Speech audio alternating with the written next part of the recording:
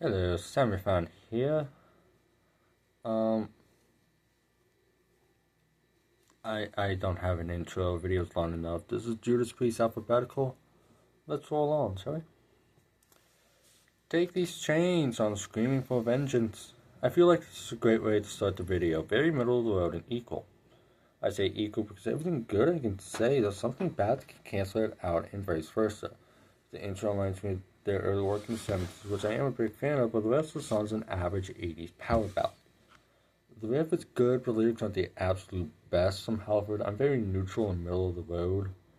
It's not good, it's not bad either. It's a perfect start to the video, though. 5 out of 10. A Touch of Evil on Painkiller. So we know that Painkiller is the speed metal album, so a song like this is interesting because it kind of sounds similar to Chains in the way that it has this 80s twinge. I want to call it power ballad, but I know it's not power ballad, at least they don't think it's a power ballad. The song did take some time to grow on me, but when it did, I started appreciating it more. It does get better with every listen. Glenn Tipton and KK Downing are actually underrated players in my eyes since Halford gets all the spotlight. Don't get me wrong, I love Halford, but KK and Glenn are also great. 7.5 out of 10. Abductors on Jugulator. Oh yeah, did I mention that I did all 19 albums? I thought it was pretty easily. What the fuck am I saying? Too late now. Oh yeah, did I mention that I did all 19 albums?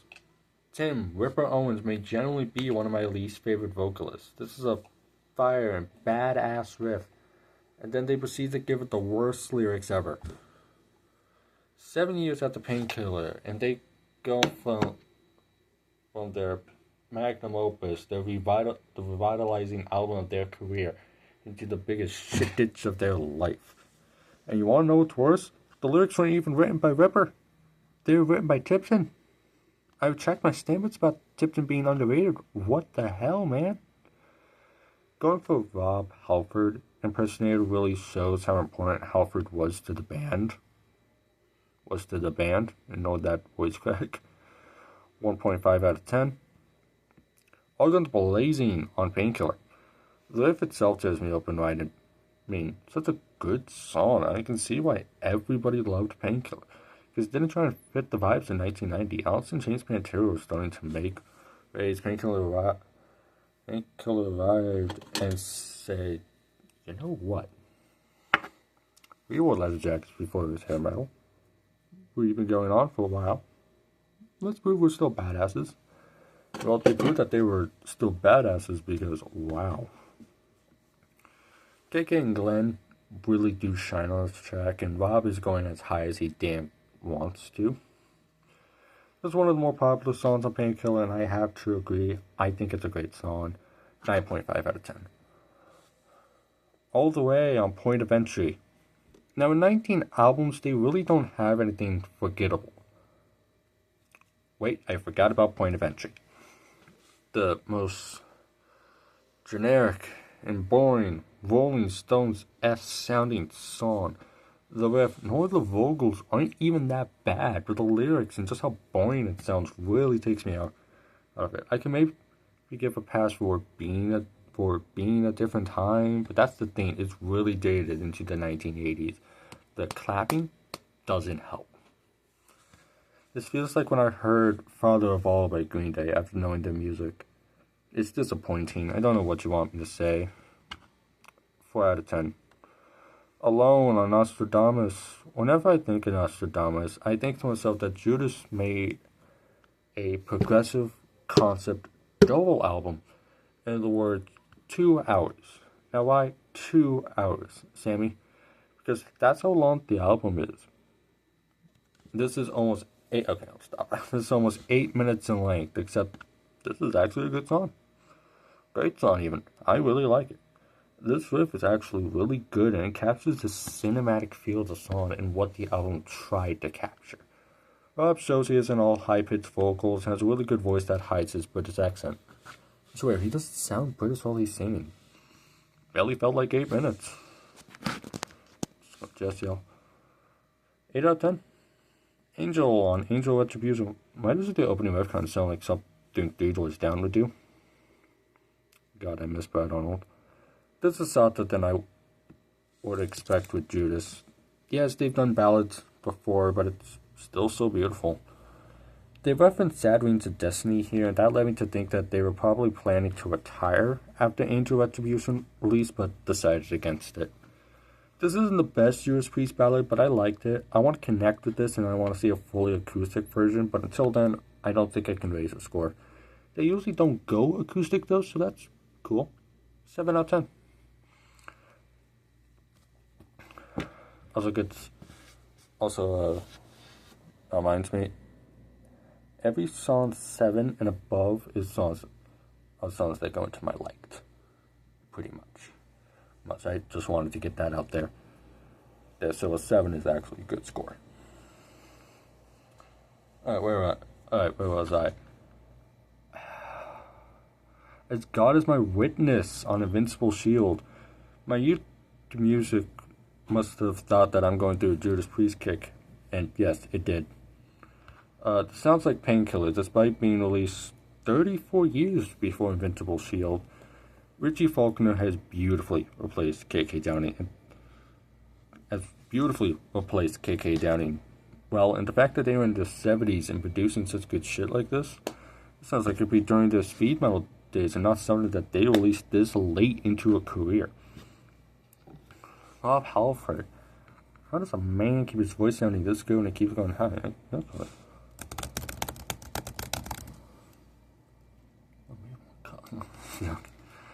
Apparently it's being sober and taking care of your voice with warm beverages. Yeah, I don't know what else I was expecting. 9 out of 10. Awakening on Nostradamus. Our first song under a minute, and sadly not our last. It's okay, calm and pretty interesting, but doesn't really do much. By the way, I'm writing around 100 words for each section, including any comments I just add out of nowhere. Right, but if they're under a minute, just an interlude, I'd write like 50 words. Interlude's okay, that's really it. 6 out of 10. Battle Cry on Redeemer of Souls. I know I praised Richie Faulkner like a minute ago in the As God Is My Witness section, but Redeemer of Souls was not that good an album. This just doesn't sound that good. This has that post-Ripper era boringness where it seemed like they had no idea but to just keep doing what they were doing before Ripper, and it wasn't that good. They obviously came back with firepower, but this doesn't feel that good in my opinion. It feels like Judas Priest, but in the way that, oh, this might do that early work. That wasn't that good. I think I'm gonna listen to Screaming for Vengeance. The riff is good, but Judas has so many good riffs that it doesn't really change the score. 5 out of 10. Battle Hymn on Painkiller. Knocking out a lot of Painkiller in the early sections, and we're not even at my favorite album yet. This is the interlude opener to One Shot at Glory. Alright, well, I think it's okay and does a good job of introducing with One Shot at Glory. Why not just put it with One Shot at Glory? 5 out of 10. Before the Dawn on Killing Machine. Guess what genre this one is? Did you guess Baroque Pop? No? This is like when you give me some skin, bro. Yes. Judas made a Baroque Pop ballad. And it's pretty great, actually. Nice ballad and very beautiful. Maybe one of the best they've ever done. Rob isn't all girly pitched screams, and KK and Glenn Tipton aren't just squealing guitar sacks. They can write some genuinely beautiful songs, and Rob can sound somber and melancholic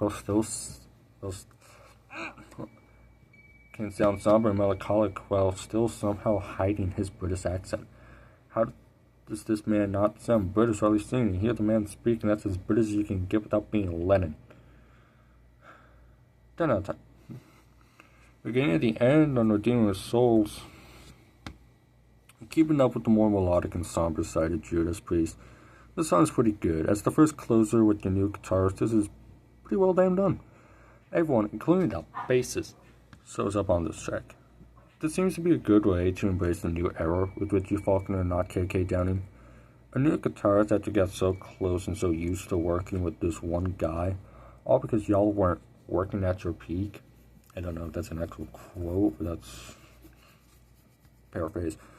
Richie proved himself as a great guitarist. That's all I can say. He's not just KK's permanent replacement. He's a damn good guitarist in his own right. 8 out of 10. Better by you, better than me. On Stained Class. I love the 70s work. This was the first Judas Priest album I had ever rated. I'm happy that this was one of the first Judas Priest songs I've ever rated. Not that long and pretty well done actually. Great riff with a solid performance from Metal God himself.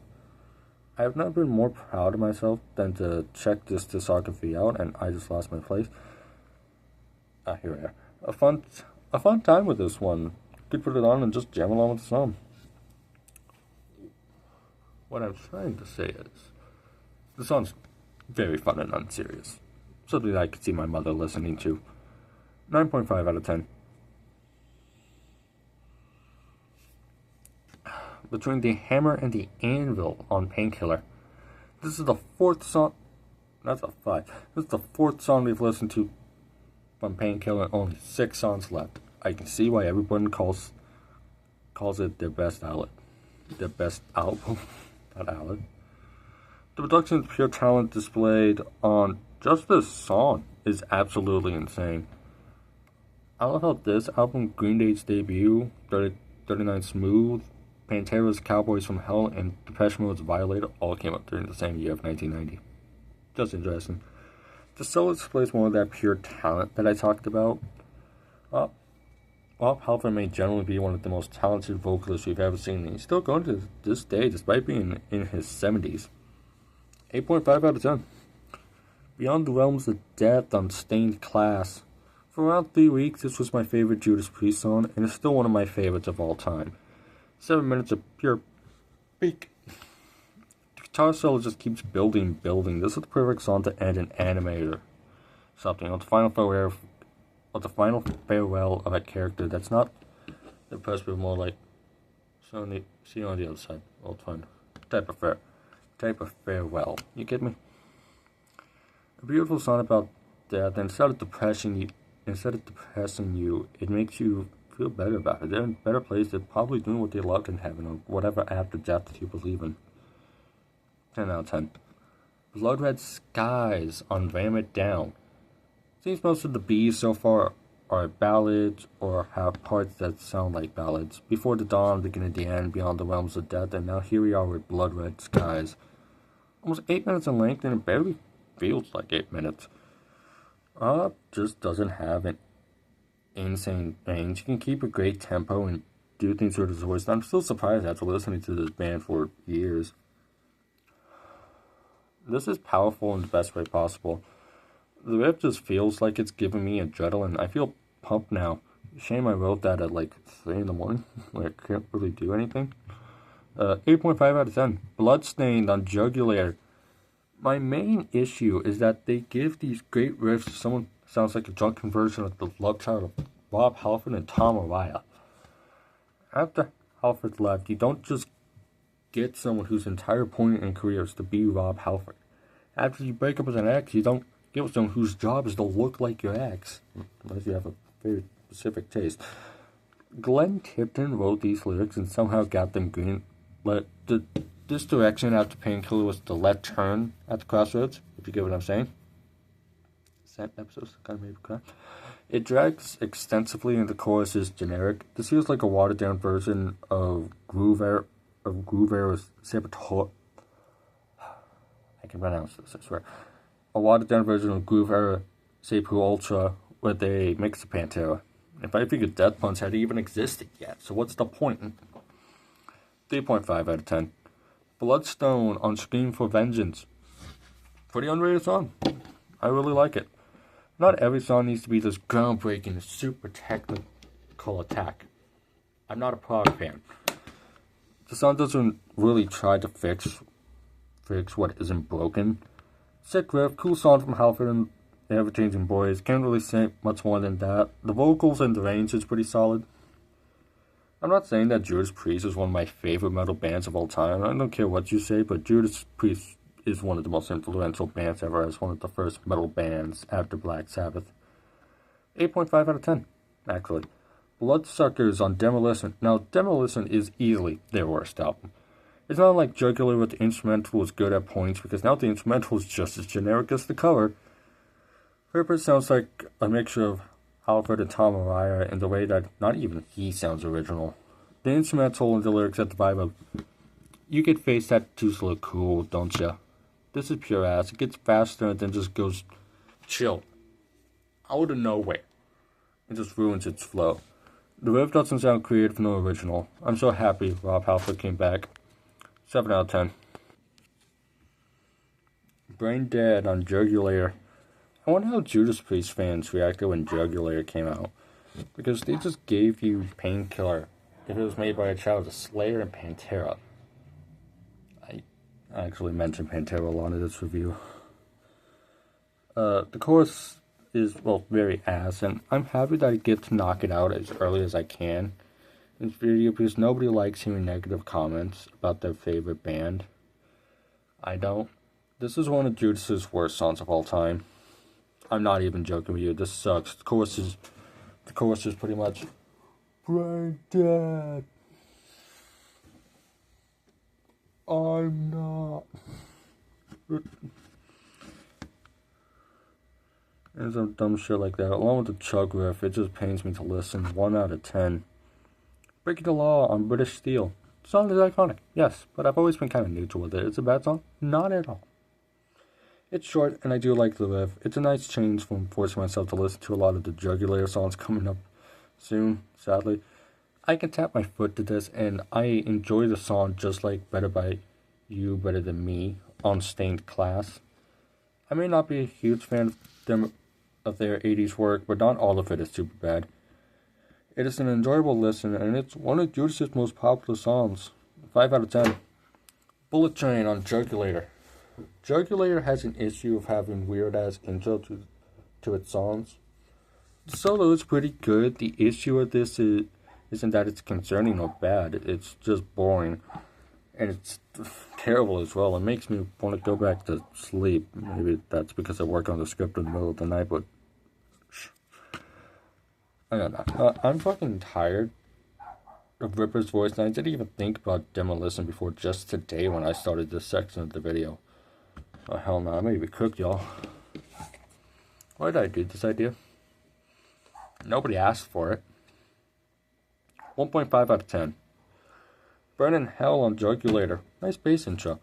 Intro kind of reminds me of South of Heaven, in a way. I may need to check out more Slayer. The instrumental is bland for a good part, but then turns generic with what kind of sounds shuggy, in a way. Somebody had to have thought, oh, my goat's washed, man, when this came out. 7 years after Painkiller, and they give us dog shit on the silver platter. The chorus is kind of catchy, though, and that makes it one of the better songs of this shit album. The show's promise, but then the whole bridge section sucks and reminds me why I didn't give it a good score. 4.5 out of 10. Burning Up on Killing Machine. It kind of feels funky. I like it. Don't know why I said it like that. I get slight Queen vibes a bit, actually. Not that long, it's pretty catchy with a damn good vibe.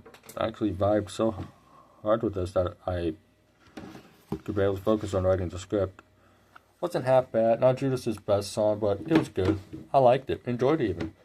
I wonder how much. Oh shit, it's been dumb. I wonder how much Judas Priest coded my YouTube music is going to be after this project was done. Another unserious song with a pretty nice groove. Released in the same year as Stained Class meant that they still know what made them popular with the albums before. 7 out of 10. Calm Before the Storm on Nostradamus.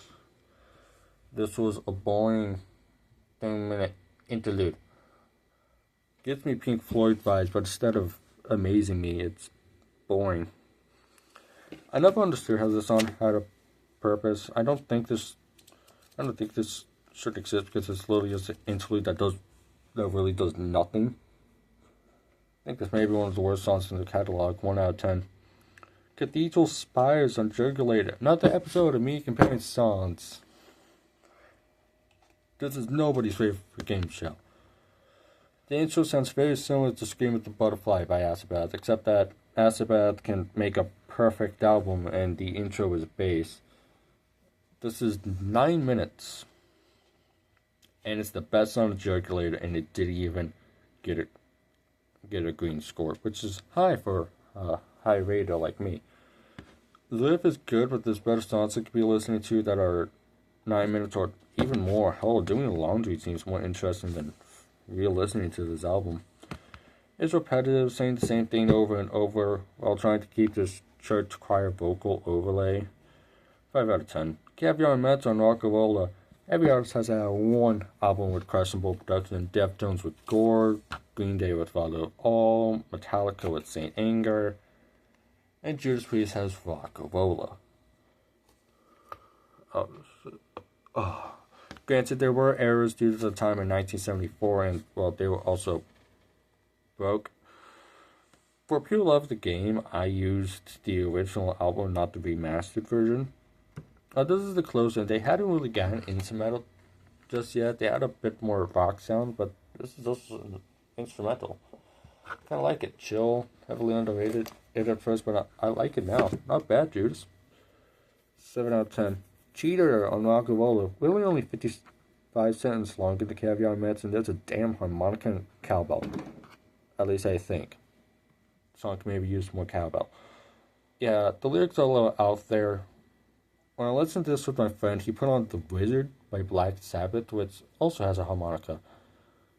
I really wish this could get higher due to how much I like Halford, but as a whole, it's just not here, man. It pretty much follows Rob Halford finding out he's getting cheated and reaches for the clip. I'm gonna just go look at the lyrics. He actually does see what he does. I can't say on YouTube. 5 out of 10. Children of the Sun on Firepower.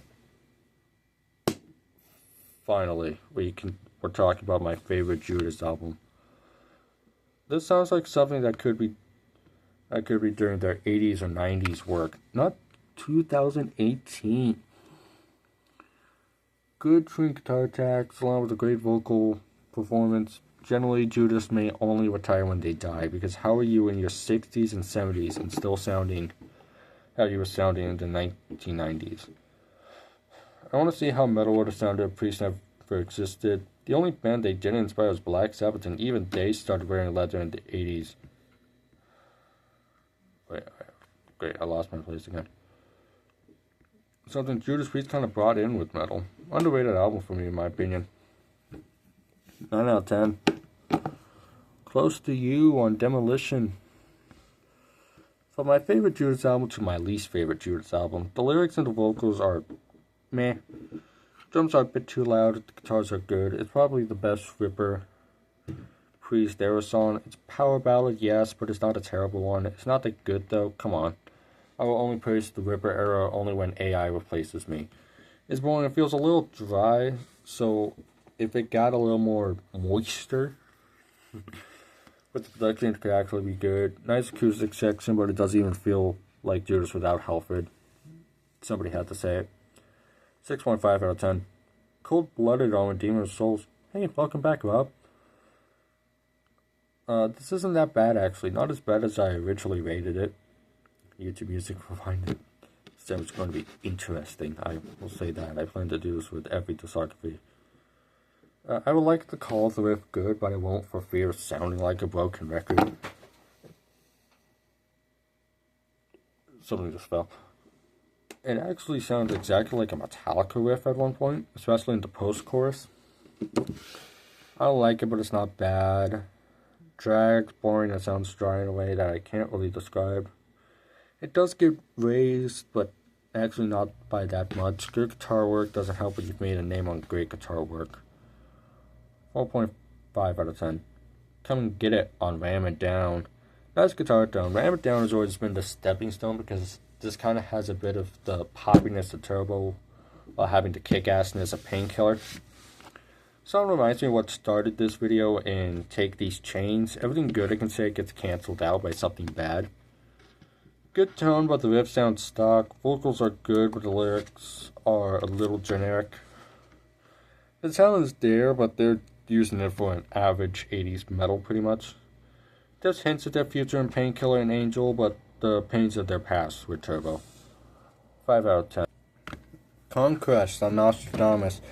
Now, I don't really listen to power metal, but I hear most people say that power metal, or at least proggy power metal, tries to sound uplifting via mythological allusions.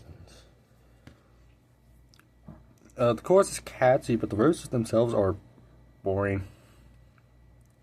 The entire song just feels like it's keeping me up by powerful riffs. I air quote powerful because they're just a textbook user's trick to make your riff sounds more powerful. Type of sound like you just learned a power metal tone and you use that everywhere. It's middle ground, average at best. 5 out of 10. Crossfire on Redeemer of Souls. So sometimes I will listen to different songs between the Judas songs and the Assassins, so that way I don't go insane. Actually, I listen to Backcountry before recording. That's a lie. It's just in the script. The riff is kind of Hendrixy in the beginning. It kind of transitions into Black Sabbath. This isn't bad actually, and it's pretty groovy, along with a nice Iommi and Hendrix sound. A lot better than I remember. It sounds like something on Rockarola, but with some good production. I gave this a 3 originally. This isn't Judas's best thing ever, but it's still some damn good shit. I must have not been having a good day when I was rating this song. Shit. 8 out of 10. Crown of Horns on Invincible Shield. I like how Invincible Shield sounds as if it had multiple different influences. Speed metal, power metal, heavy metal, thrash metal, with a little pinch of symphonic metal. All genres influenced by Judas themselves. This riff kicks ass. This sound is released since 2024. It has the blood of their 80s work without sounding just like a ripoff of their 80s work. Not even the best song on here, not the biggest highlight, but a good song. I do think that it does kind of drag a bit. But most Judas Priest songs are around this. Like anyways, I like, not a bad song, pretty good as well for band in the 70s. Cyberface on Demolition. There is one issue with the alphabetical video format. Surprises in the most songs are revealed a lot earlier than I would have liked. If you read my album of the year, which I will link in the description, before this came out, where I rated every Judas album and reviewed, you will know this one. This is easily my least favorite Judas Priest song on my least favorite Judas album. At least Jugular had a clear groove metal influence, and this is coming from somebody that loves groove metal. This just feels like they forgot to make it not generic. This uses cheesy references to computer stuff to sound more clever, but really they just sound dumb. The vocal effects on this one just suck. Dawn of Creation on Nostradamus. Double albums are a hit or miss with me. It seems the bands just make a double album for the hell of it. Metallica, Smashing Pumpkins, and some more that aren't coming to my head right now. I think Beatles made a double album. As a metalhead and someone who really likes hardcore rap from time to time, I really do like classical music. My grandmother introduced me to it and I just always liked it. Bach, Mozart, and Beethoven are a few examples. This isn't bad, more symphonic than a usual Judas Priest fan would expect, but it feels cinematic in an epic way, like the narrator's inducing some last bit of hope. 7 out of 10. Not bad at all. Dead Meat on Jugulator. Another weird intro on this weird album. Some more bad lyrics with some even worse vocals. I know that Ripper was in a Priest tribute band and therefore is going to try and sound like Bob Halper without actually sounding like a carbon copy of the man. At least or get as close, but it doesn't stop it from sounding like ass. The riff isn't actually that good, like what I liked on a terrible song like Abductors, but it's a weird spot because lyrics aren't as bad as Abductors, and sometimes lyrics make or break a song. So in terms of riff, songs like Abductors are better, but for my enjoyment, this song, 4 out of 10. Deal with the Devil on Angel Retribution. Sounds like it's a good time stuff that they were making in the 80s. Gadget isn't bad. I wouldn't call it necessarily good, but the metal god himself is still a high note beast. This part kind of sounds AI, I'm a little sorry, but I swear to God it's not.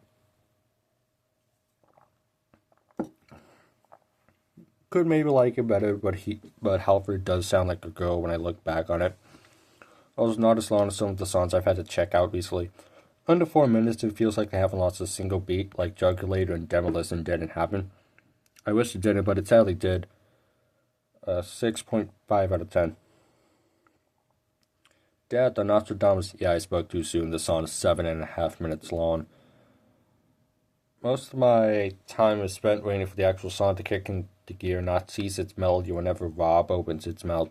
I know it's a more doomy approach and therefore unique, but when I'm just saying Crossfire is literally just Hendrix and Sabbath. Wait, that makes it psychedelic. You get what I'm saying. Is it absolutely bad? No. But just very long-winded song that's pretty boring for a good portion of the runtime. I can expect to want to change the sound, but at least get good. 4 out of 10. Death Row. So as I write in front of this dock at 4 a.m., I had watched Metal Trench's video. I'll put it in the description. On ranking every Priest album, and there was a couple takes there I didn't like, but no, you should watch his video. He made a good point on Jugular. Credit where credit is due. Tipton wrote the lyrics while he and KK Downing wrote the instrumentation. Ripper was only trusted to have good vocals, meaning that Bo only had one job and still failed. If it wasn't being a bad shroom worth of a mix between every 90s metal band, it's being generic. The vocals on this one are insulting me right now. I can just listen to Pantera. 3 out of 10. Decapitate on Jugular, one of the worst Judas Priest songs ever. The guitar sounds so out of place in the drum that they're supposed to be a staple. The drum start to beat was left in my insomniac brain student, and yes, that's a Green Day reference. Good luck hearing the bass, by the way, besides one little lick. This is so badly produced that it reminds me that I have to re-listen to Saint Anger someday. This is also the shortest song at 5.5 minutes. Barely any groove at a time that sounded like they were trying to be as groovy as possible. 0.5 out of 10. Deceiver on Sad Wings of on Destiny. One more time. Deceiver on Sad Wings of Destiny. Sort of song that I was expecting. Please have the next one be like 10 minutes. The cheap production at the time plagues the song because I can barely hear Rob Halford.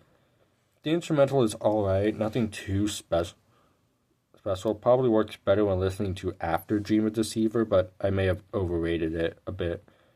I know I said I love their 70s work, but I can admit bad production when I see it. Feels average, and I did like the instrumental. Their average isn't good past Sammy. It's not.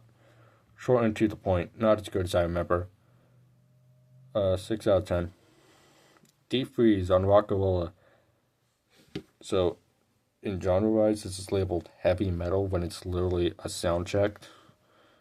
Is this what led Tool to make Fear Inoculum? Sounds like it. A total waste of my time. It faded in and out in a way that even the excuse of it being an interlude when metal was new isn't something I can just let slide. 2 out of 10. Defenders of the Faith on Defenders of the Faith. It's the title track to one of the biggest albums, and it's 1.5 minutes. Really just a continuation of the song before it, Heavy Duty, kind of the inverse versus the battle hymn into One Shot of Glory. I just don't understand. You could just put this with Heavy Duty and have it make sense. Heavy Duty was only 2 minutes, and 4-minute songs were pretty average for the 80s. I just don't understand it. Flows into my right ear just to go out of my left ear and get blocked just get blocked by my earbuds. Explain it to me, Halford. I'm not understanding. 5 out of 10. Delivering the goods on Killing Machine. This is a pretty good song, especially when they went in a more safer metal direction. The drums are great and the riff is even better. I thought I kind of overrated it at first, but I can't help but really like this.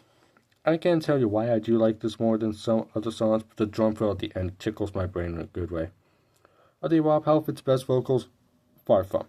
And that's probably what's holding it back from reaching even higher. But the rest of the song is pretty great. 9.5 out of 10. Demonizer on Angel of Retribution. You ever wondered how Jugular would have sounded had Halford stayed in the band? Here you go. This uses Painkiller, Jugular, and I can even hear a little taste of British Steel. Water. Rob Halford has a certain conviction with how he yells his lines. Not as many people are as badass as the metal god himself. Solo is a ripper. I can tell you that. Feels so unique for a band that made metal what it is. Nobody does it like the people who perfected it first. Sabbath made metal, that's true, but Priest made it what we know it as. 8 out of 10. Desert Plains on Point of Entry. Solo is decent, but the rest is so bland and generic that I can't really talk about it. Point of Entry, sonically, is as bland as the cover. The riff isn't even that good, and this is Judas fucking Priest we're talking about. I don't understand how Point of Entry can have bands when it is literally the most forgettable experience you're going to have while listening to an album. Like what you like, don't get me wrong, but goddamn. I would say I'm going to be sick after listening to Judas Priest, but no, I don't have to listen to Point of Entry, so.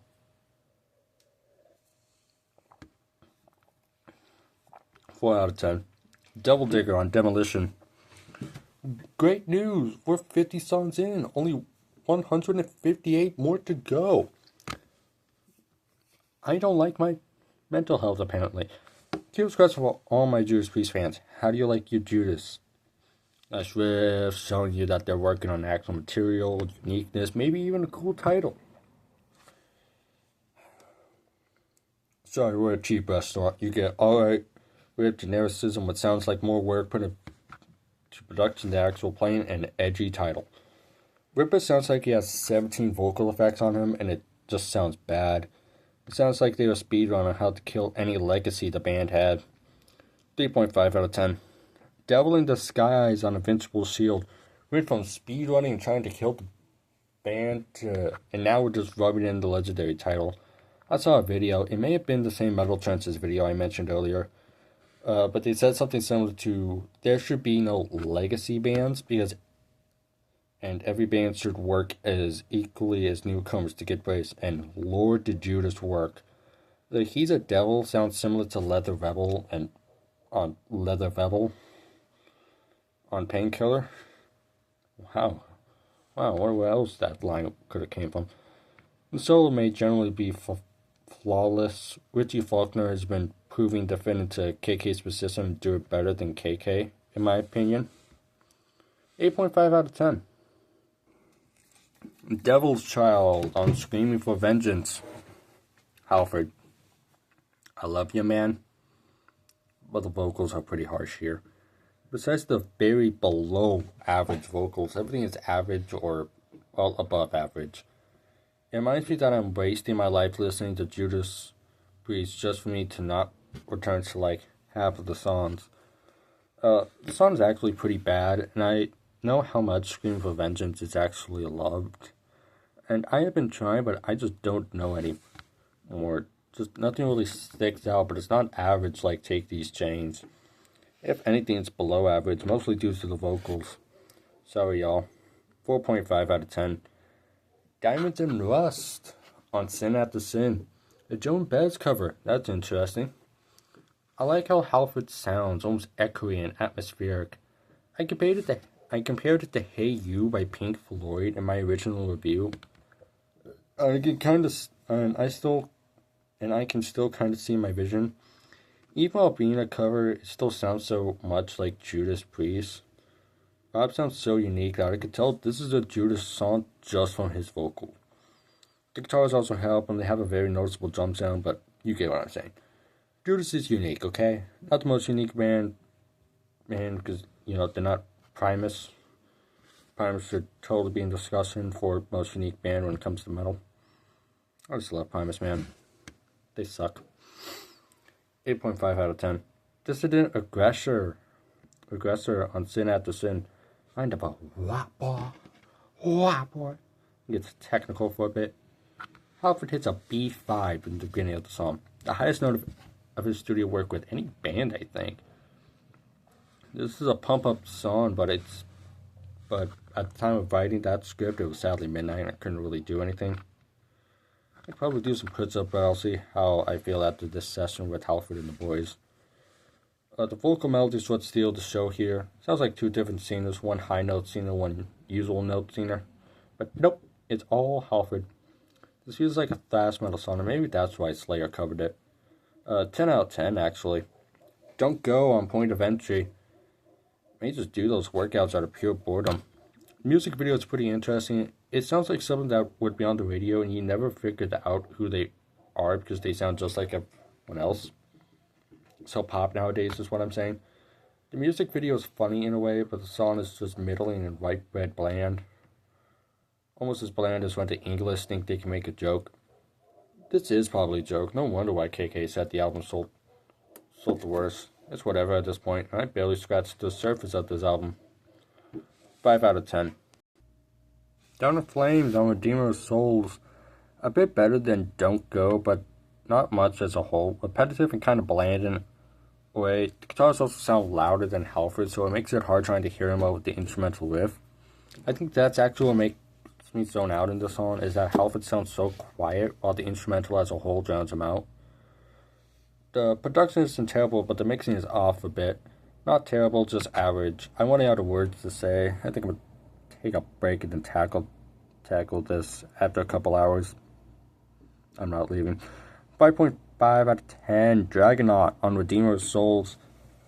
I know that I've been hating on Redeemer lately, but it does have its good songs. This is a good way to introduce your new guitarist in terms of at least studio work. The riff work is a mixture of something new in Judas Priest as a whole. The chorus could use some work, and I feel the vocals aren't the greatest, but this is still Rob Halford we're talking about. The intro is interesting because it kind of reminds me of the Jugulator intros, but if they actually made sense. Every time I try to work on the script, I tell myself that I'm tired of listening to Judas, but then songs like this remind me that they're still really good. 7.5 out of 10. Dreamer Deceiver on Sad Wings of Destiny. Here we are at one of, if not the best vocal performance from Rob Halford. One of the best ballads from a metal band I've ever heard. Beautiful in every way, the lyrical songwriting, Halford's perfect vocals, the mellow but emotional guitar solo. The drum gives it a solid punch behind it as well. Almost 6 minutes isn't enough. I tend to have this song on repeat whenever I listen to it. I can't listen just once. Howard has a great vocal range, and he really shows both sides of that range in the song. It really goes without saying, but this is my favorite Judas Priest song ever. I hope they come back to a song of this style with Richie Faulkner when that new album eventually comes out. 10 out of 10. Dying to Meet You on Rockavola. How are this song and Dreamer Deceiver only one album apart? The production on this one is rough. The guitars feel flat, but also right against my ears. The bass is noticeable, which is a nice thing as a bass player, and the drums remind me of watching videos of Metallica live. The rest of the band is great, but then Lars fucking ruins it. Although in terms of audio, this drum can keep time. It has no reason being over 6 minutes though. The song drags badly, if you couldn't tell, and this is someone that listens to Tool at Opeth for enjoyment. 5 out of 10. Eat Me Alive on Defenders of the Faith. Let me try and remember my metal history. This was on the Realty 15, wasn't it? The song gets better with that knowledge. It's actually pretty good with a very slick riff. I forget that Halford isn't all high pitched, and so when he doesn't go high, like in the usual Priest songs, it helps it stick more in my mind because I'm like, oh, he doesn't go high in this song. Pretty catchy, and I like the chorus. It's not the most creative, and I know my opinions on Defenders are a little hot, but I swear it's growing on me a bit. 8.5 out of 10. Electric Eye on Screaming for Vengeance. Songs about always being watched are always cool. Electric Uncle Sam by Primus is a good example of that. The vocals with that effect are so cool. The instrumental is really sick. Imagine hearing this in 1982. You have no idea what's going on with the vocals, but you just love the way it sounds. It sounds smooth in a way. I know y'all aren't picking up when I'm putting it down, but let me describe it. It feels mechanical, which fits the meaning of the song. It's catchy as well. Screaming for Vengeance is another album where my rating is a hot take, but this is easily my favorite on the album. 10 out of 10. Epitaph on Sad Dreams of Destiny.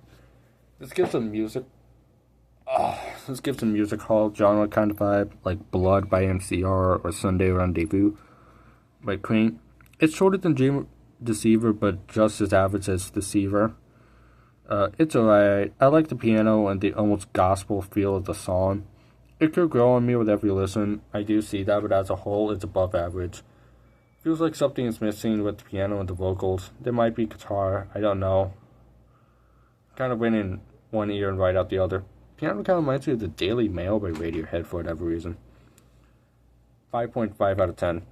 Escape from Reality on Invincible Shield.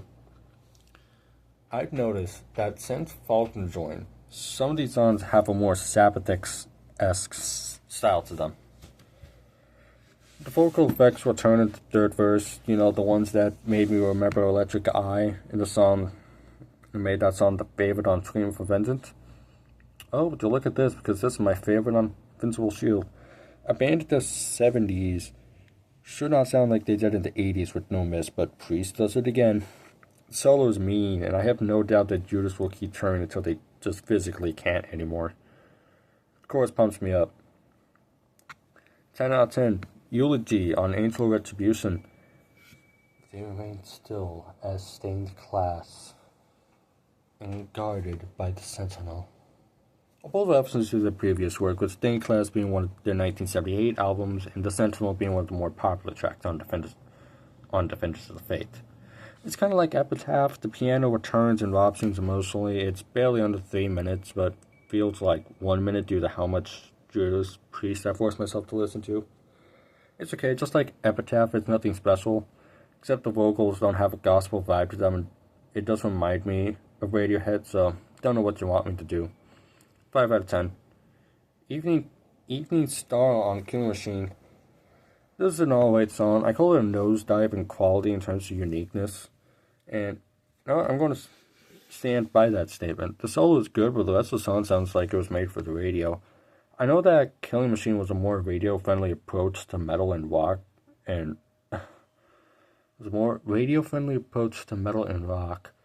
but it doesn't mean you gotta be upfront about it.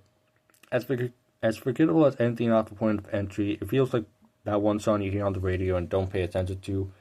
Keep it as background noise as you drive during the nighttime. 5 out of 10.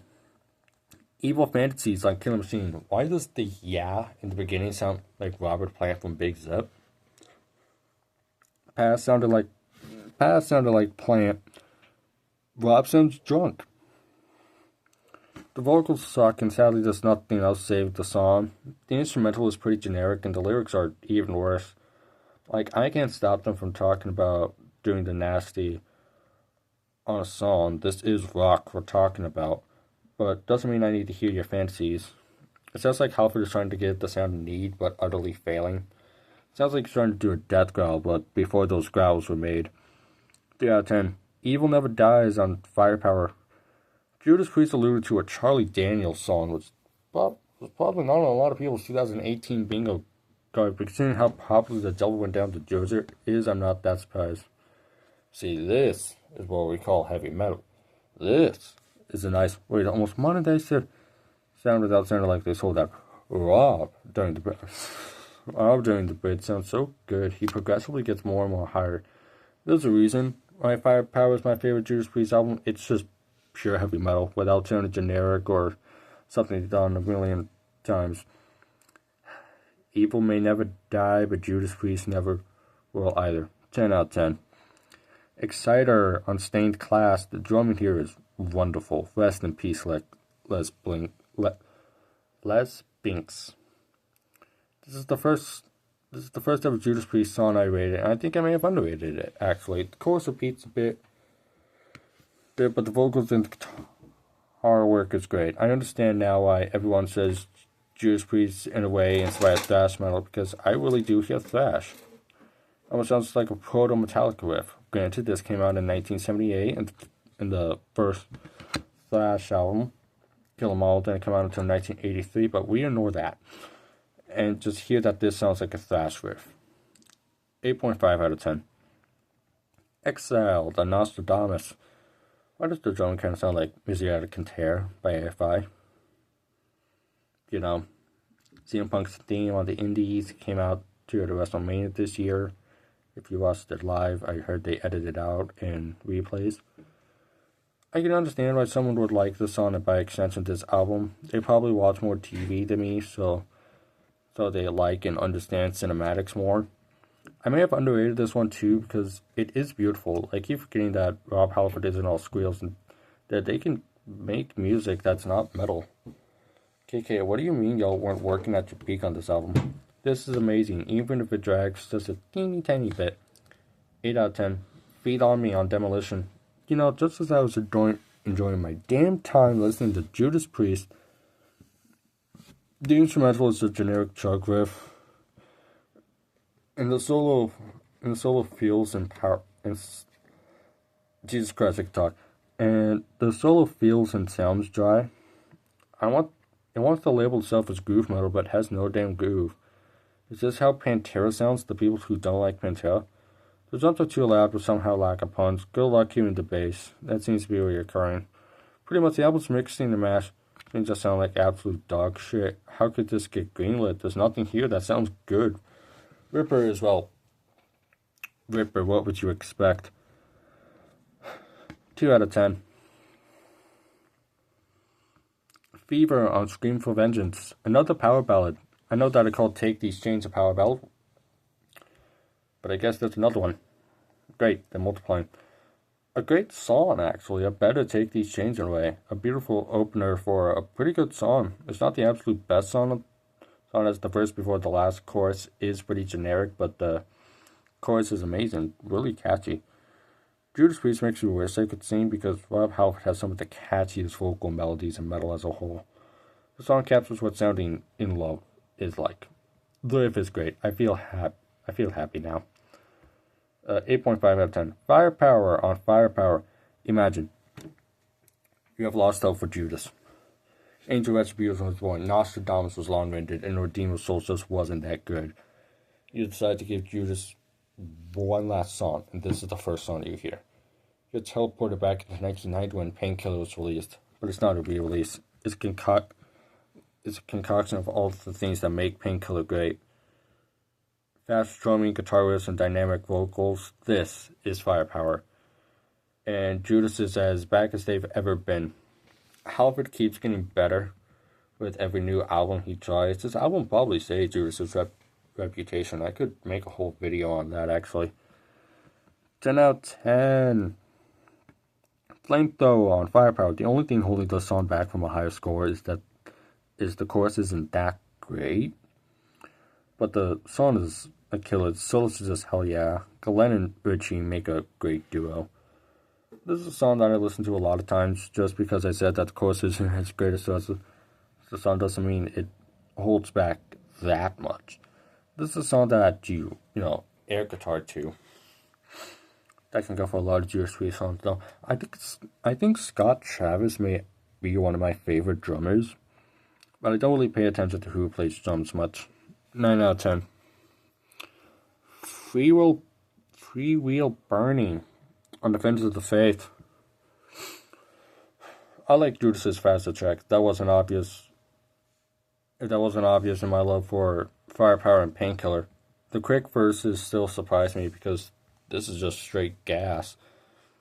I feel like I could work out for 2 hours and still go for runs. I should add this to the Pump Up playlist Holy hell. I originally said that this isn't better than Exciter.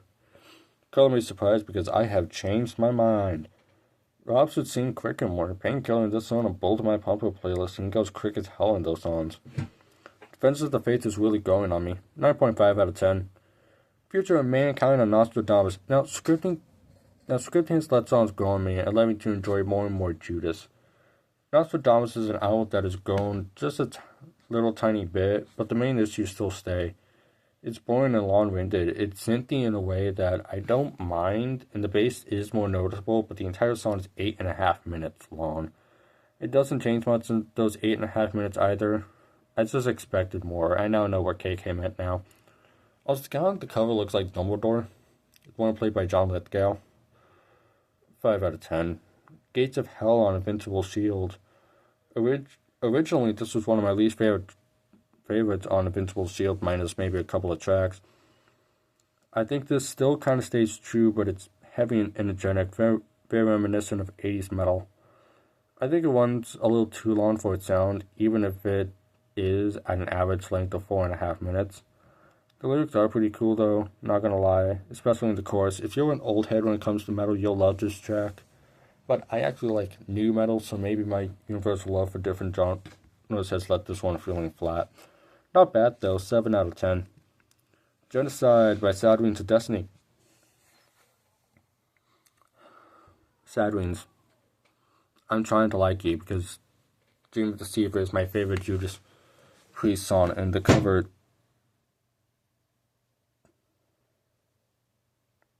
It's my favorite Judas Priest song, and the cover is immaculate, but you're above average, mostly because the production is just bad. It sounds bland, but I like how he name-dropped the next album, Sin After Sin. The vocals aren't that great either, at least not as great as we both know Halford can be. I found myself waiting for the song to end, except just vibing until it did end. This feels like something they would do in the British Steel Scream for Vengeance. It was the faster vocal melody part is cool, like we've seen Free Will Burning. 6 out of 10. Giants in the Sky on Invincible Shield. A tribute to Lemmy and Ronnie James Dio, both iconic giants in the metal music scene that are sadly no longer with us. Some more giants have joined them since, Ozzy Osbourne and Ace Frehley, to be specific. But it's still very sad. The chorus is very nice, and I think this is as beautiful as a tribute you can give without it being a ballad. I'm happy they didn't go with the ballad. It makes this one feel very special, not that every single softer song needs to be a ballad. The chorus is catchy and the ending is very powerful, if I had to describe it. 8.5 out of 10. Grinder on British Steel. Title age beautifully, didn't it? Most of the song is pretty bland. The chorus and the bridge are pretty cool and catchy. I would like the song, but it feels like it drags out longer than it should, despite only being 4 minutes. I really can't describe it, but there's no strong emotions I have with the track itself. Like most on British Steel, it goes in one ear and out the other. I know it's loved and probably on a lot of people's favorite Judas Priest albums as at least an honorable mention, but not for me. Maybe. I don't remember my list. 6.5 out of 10. Guardians on Firepower. Yes, an interlude, so I can only write 50 words on it. Yippee! I'm not a huge fan of symphonic metal, but I like the piano on this track. I haven't done an interlude in a fuck while. I like the way that the other instruments come in and swell until the next song. 7 out of 10. House of Valhalla on Redeemer Souls. Okay, call me Lars Ulrich because I'm about to complain again. The song isn't that good. Let's be honest. I do take back my criticism of the song Dragon because it barely felt like 6 minutes. And it did actually showcase Rob Halford's vocal range, which is always cool to see. Also a nice Glenn Ritchie solo. I can't tell them apart without someone telling me which is which, but past that, it's not much other than your average Judas Priest track. And as we've proven before, average isn't that good. Their average is more above average. You want to put it down what I'm picking up. 6.5 out of 10. Hard as Iron on Ram It Down. Not a lot of people talk about Ram It Down. And so I think it's underrated. Even if it's not the best album ever, the riff and the drumming is actually pretty cool. The lyrics are kind of cheesy though, especially in the chorus. It's a good thing that they didn't keep the feeling of Turbo, thank God. But at the same time, it sounds like they just made a heavier Turbo, which was the original purpose of Ram It Down. It was supposed to be the other side of a double album with Turbo, meaning that they wanted us to have the most generic glam on one side and some pretty underrated material on the other. 5 out of 10. Heading out to the highway on Point of Entry. Morale drops every time I see this album next up on the list for this video. Get your coffee mugs and Monster Energy's ready because this song will make you tired. Why? What's in this song that makes me yawn and crave my bed? The song has the special ability of being attached to a big band name and sounding like the most average generic song dated to a very different era of the 1980s. This doesn't sound like Judas Priest. It sounds like some Rolling Stones if they were metal, Beatles if they were on some different kind of drugs. 5 out of 10. Heavy duty on Defenders of the Faith. You want to talk about a nice riff? This is probably their oddest riff, in my opinion, but also probably one of their best. I don't know why this and the title track are two different tracks when they could just be the same song, but we digress.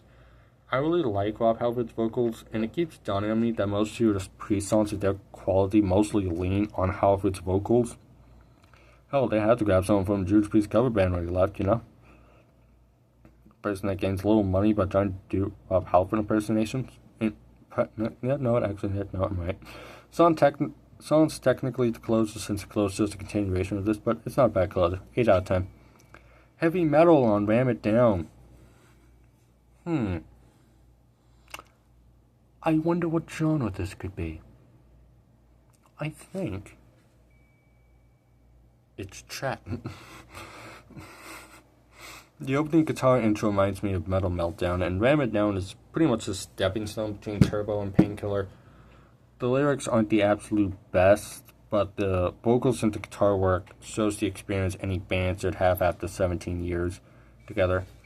I never thought making a song with the title being heavy metal and being about heavy metal would actually slap, but no, sure. The solo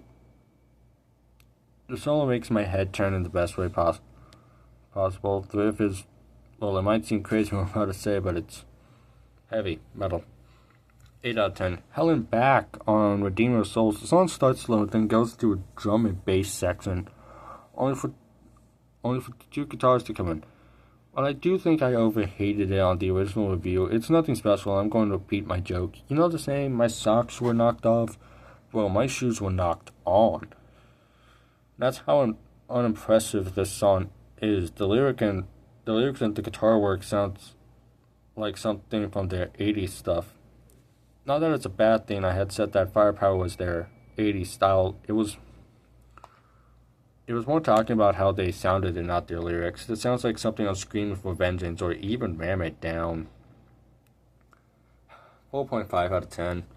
Hellbent for Leather on Killing Machine. When this album was first released in the United States, Hellbent for Leather was actually used as the title because it felt too aggressive for Americans. Okay, shorter songs than usual with Judas. The song is pretty cool, but I gotta be honest, it feels like it's missing something. Like there's this gaping hole when I hear it. Yeah, it's not the bass, it's not the drum, it's not the guitar. I can't say what's missing, but something is missing. Not a bad song. I would like to say above average. The riff is cool, but mostly I'm kind of on it. You understand? 6 out of 10. Hell is Home on Demolition. Oh, look at Mr. Edgy over here. Oh, he's so tough. Oh, you don't want to mess with that guy. You want to like him when he's angry. The instrumental is more softer, almost ballad-like, but Ripper is singing like this is a normal song. The lyrics Should I even talk about them? The riff is pretty nice, and it does have a couple moments, where in the vocal melody where it gets catchy, but then Ripper has to ruin it the only way he knows how. This is actually one of the better songs of Demolition instrumentally, but the lyrics ruin it for me. Also has no reason being 6 minutes. KK and Glenn would actually cook the buffet rib just for the lyrics to be pure ass. 4 out of 10. Hell Patrol on Painkiller. This isn't as fast as the title track, but don't let that make you think it's bad. Scott Travis has proven himself as a very good drummer on this record. The drums on this track are very quick and punchy, but keeps the rhythm in a way. I spent most of my time listening to the track actually just vibing along with it instead of writing this damn script. Recording this is going to be a pain. It's already over 10,000 words. So I'm going to put in a little interlude here. This is actually the second take. And I don't really like to cut anything, so this is actually what you're seeing. But I originally had like the first take to actually just my phone just get rid of it. Pissed me off. And so yes, my Obama impression. Let me be clear. This is a great song that isn't a 10 out of 10 due to the other 10 out of 10s on this album. 9.5 out of 10. My nose feels congested. Hellrider on Angel Retribution. This gives me a Painkiller vibe, almost like a sequel to the song. It has a quick pacing and a very good riff. I like Halford's vocals and the melody he sings. The solo feels like a mess, but the guitarmanship is actually pretty good. The ending has this symphonic feel to it that I actually like. The 6.5 minute length is pretty inconsistent. It's pretty much non-existent, not inconsistent. Meaning that it doesn't feel like it's that long. If you said that this was a song that was left off of Painkiller and redone for this album, I would fully believe you.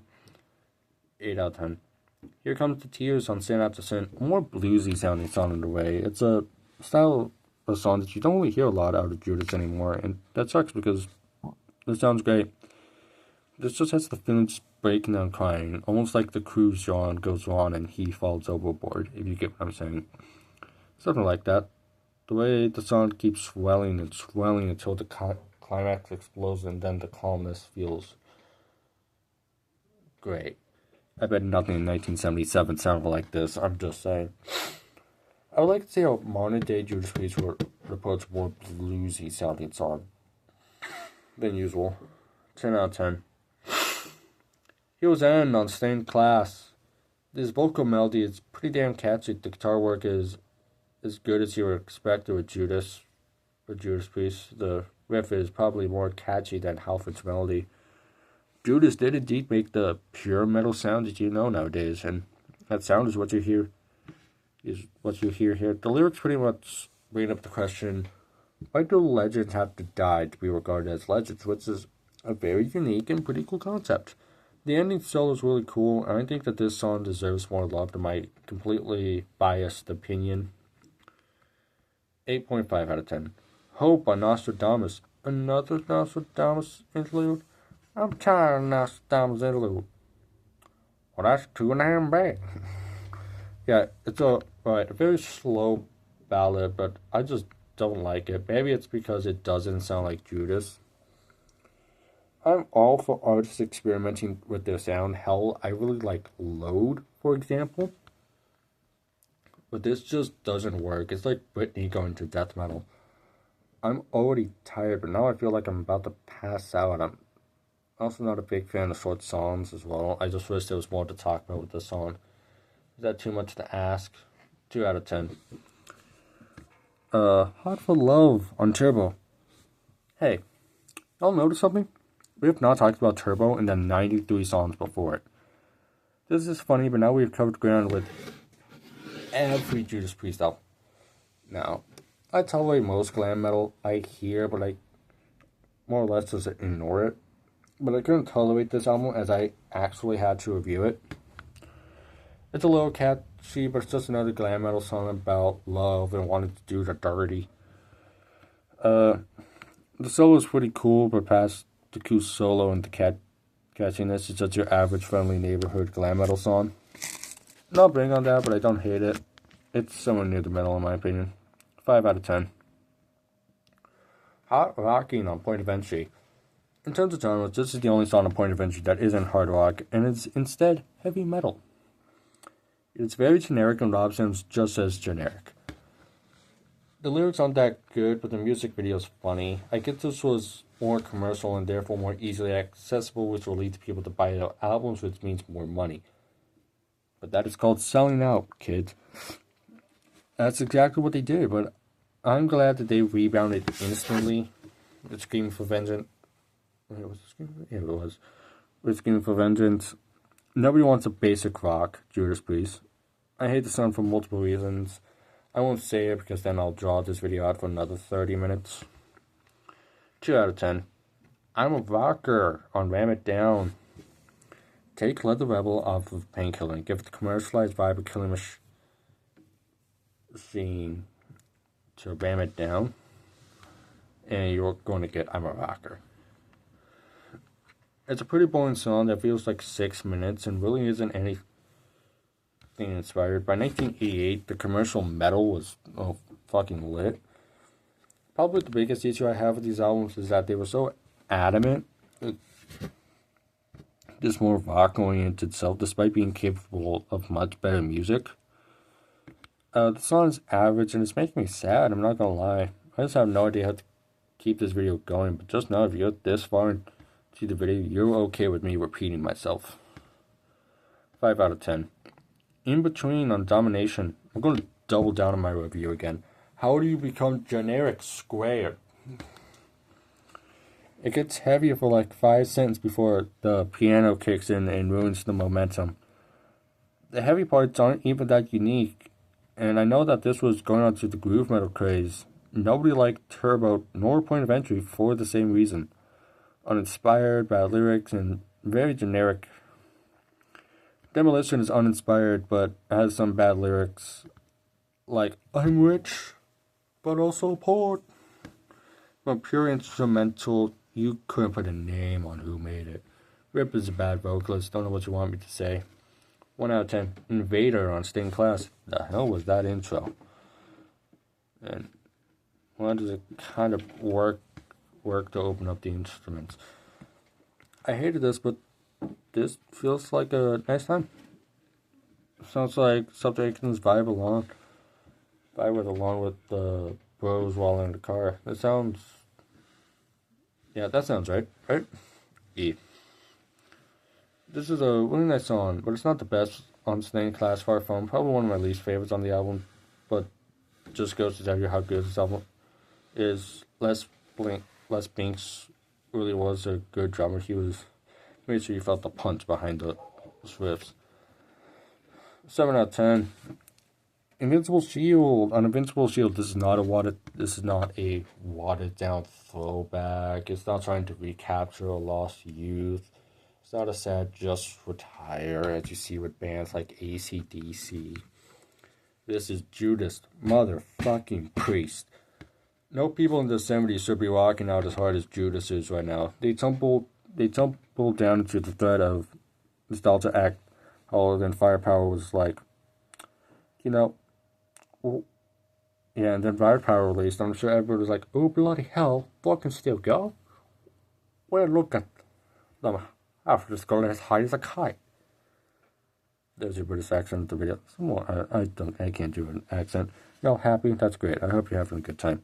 7.5 out of 10. Island, the Domination on Sad Wings After Destiny. Sad Wings of Destiny. You'll never guess it, but we're 100 songs down. Yeah. Pretty nice song, vibing and really cool. The song feels like if you gave Judas Priest a bluesy melody. I'm not doing anything but complain, to be frank. Is it the best Judas Priest song? No. But is it catchy and has a very good melody? Hell yeah. I love the song. Even the lyrics haven't really aged all that well, but hey, we don't get into politics on this channel. Until at least I eventually do this with System Down and also Rage Against the Machine. But looking at my schedule, this wouldn't be happening anytime soon. 8 out of 10. Jawbreaker on Defenders of the Faith. Just like Painkiller in the beginning, we're going through a lot of Defenders recently. The way that Halva says, Jawbreaker, I screwed up, tickles my brain the same way that Freddie Mercury singing Death on Two Legs tickles my brain. The song is good and I do like it, but it does the opposite of what has been my complaint with quite a few songs so far. But Jawbreaker feels like it should be longer. It goes by so quickly and the solo isn't really much to talk about. Probably one of Judas' most lackluster solos for such a hype song. 7 out of 10. Jekyll and Hyde on Demolition. This one is actually shorter than Jawbreaker and it feels an hour longer. I do think the Jekyll and Hyde is a cool concept, but is very overdone. The song sucks in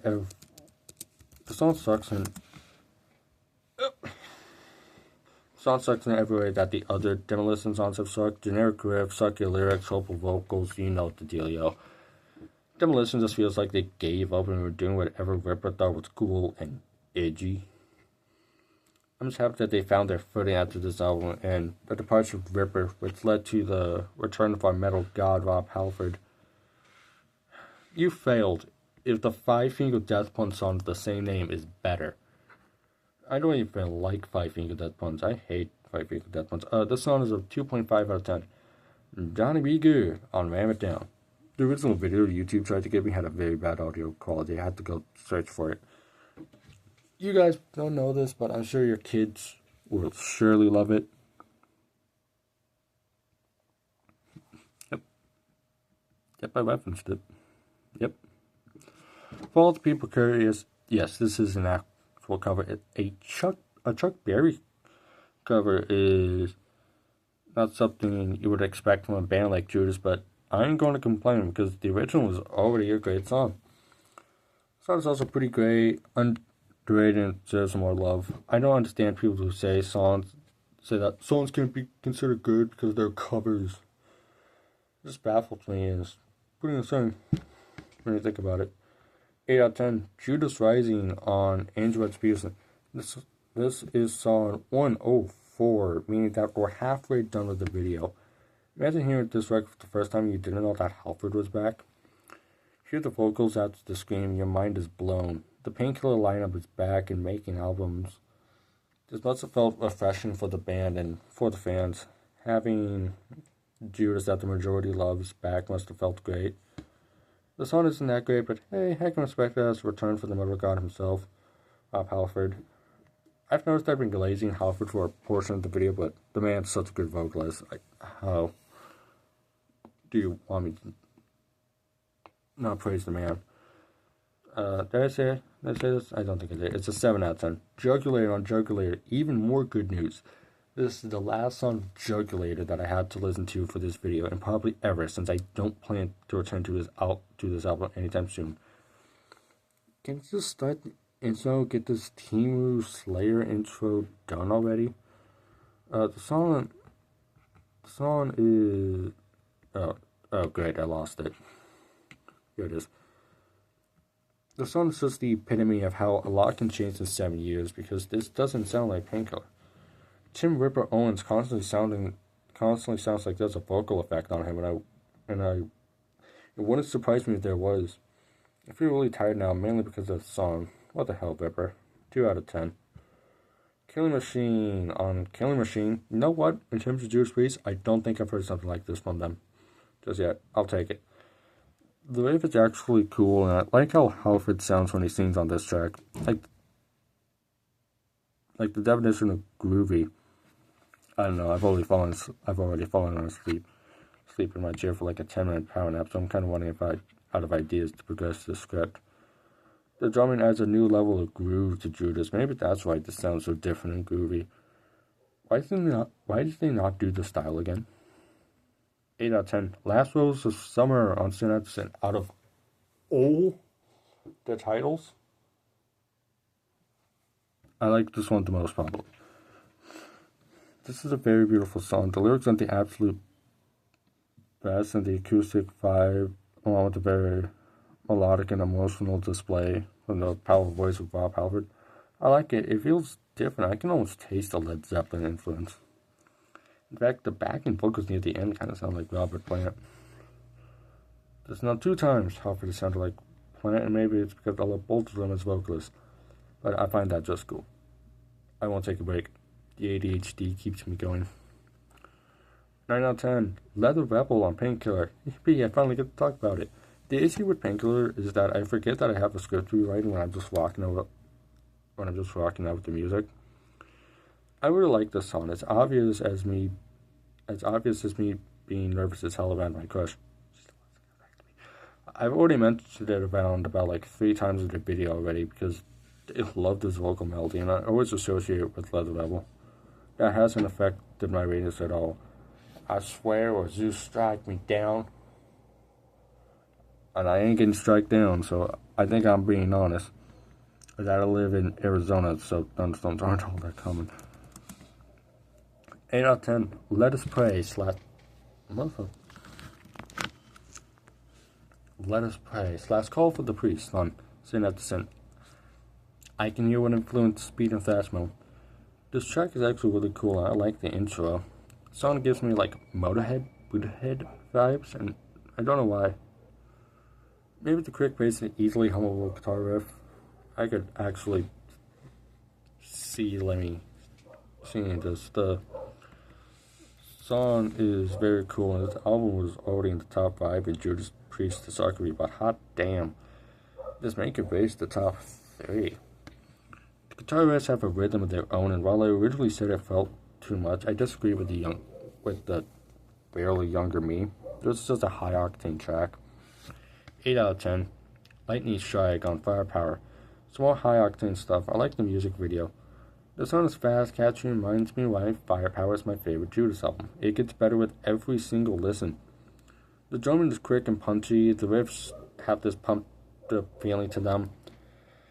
If I didn't have to finish the rest of the script on this day, I would work out because I feel motivated now, but I need to finish the script. I can't get enough of this song, to be completely honest.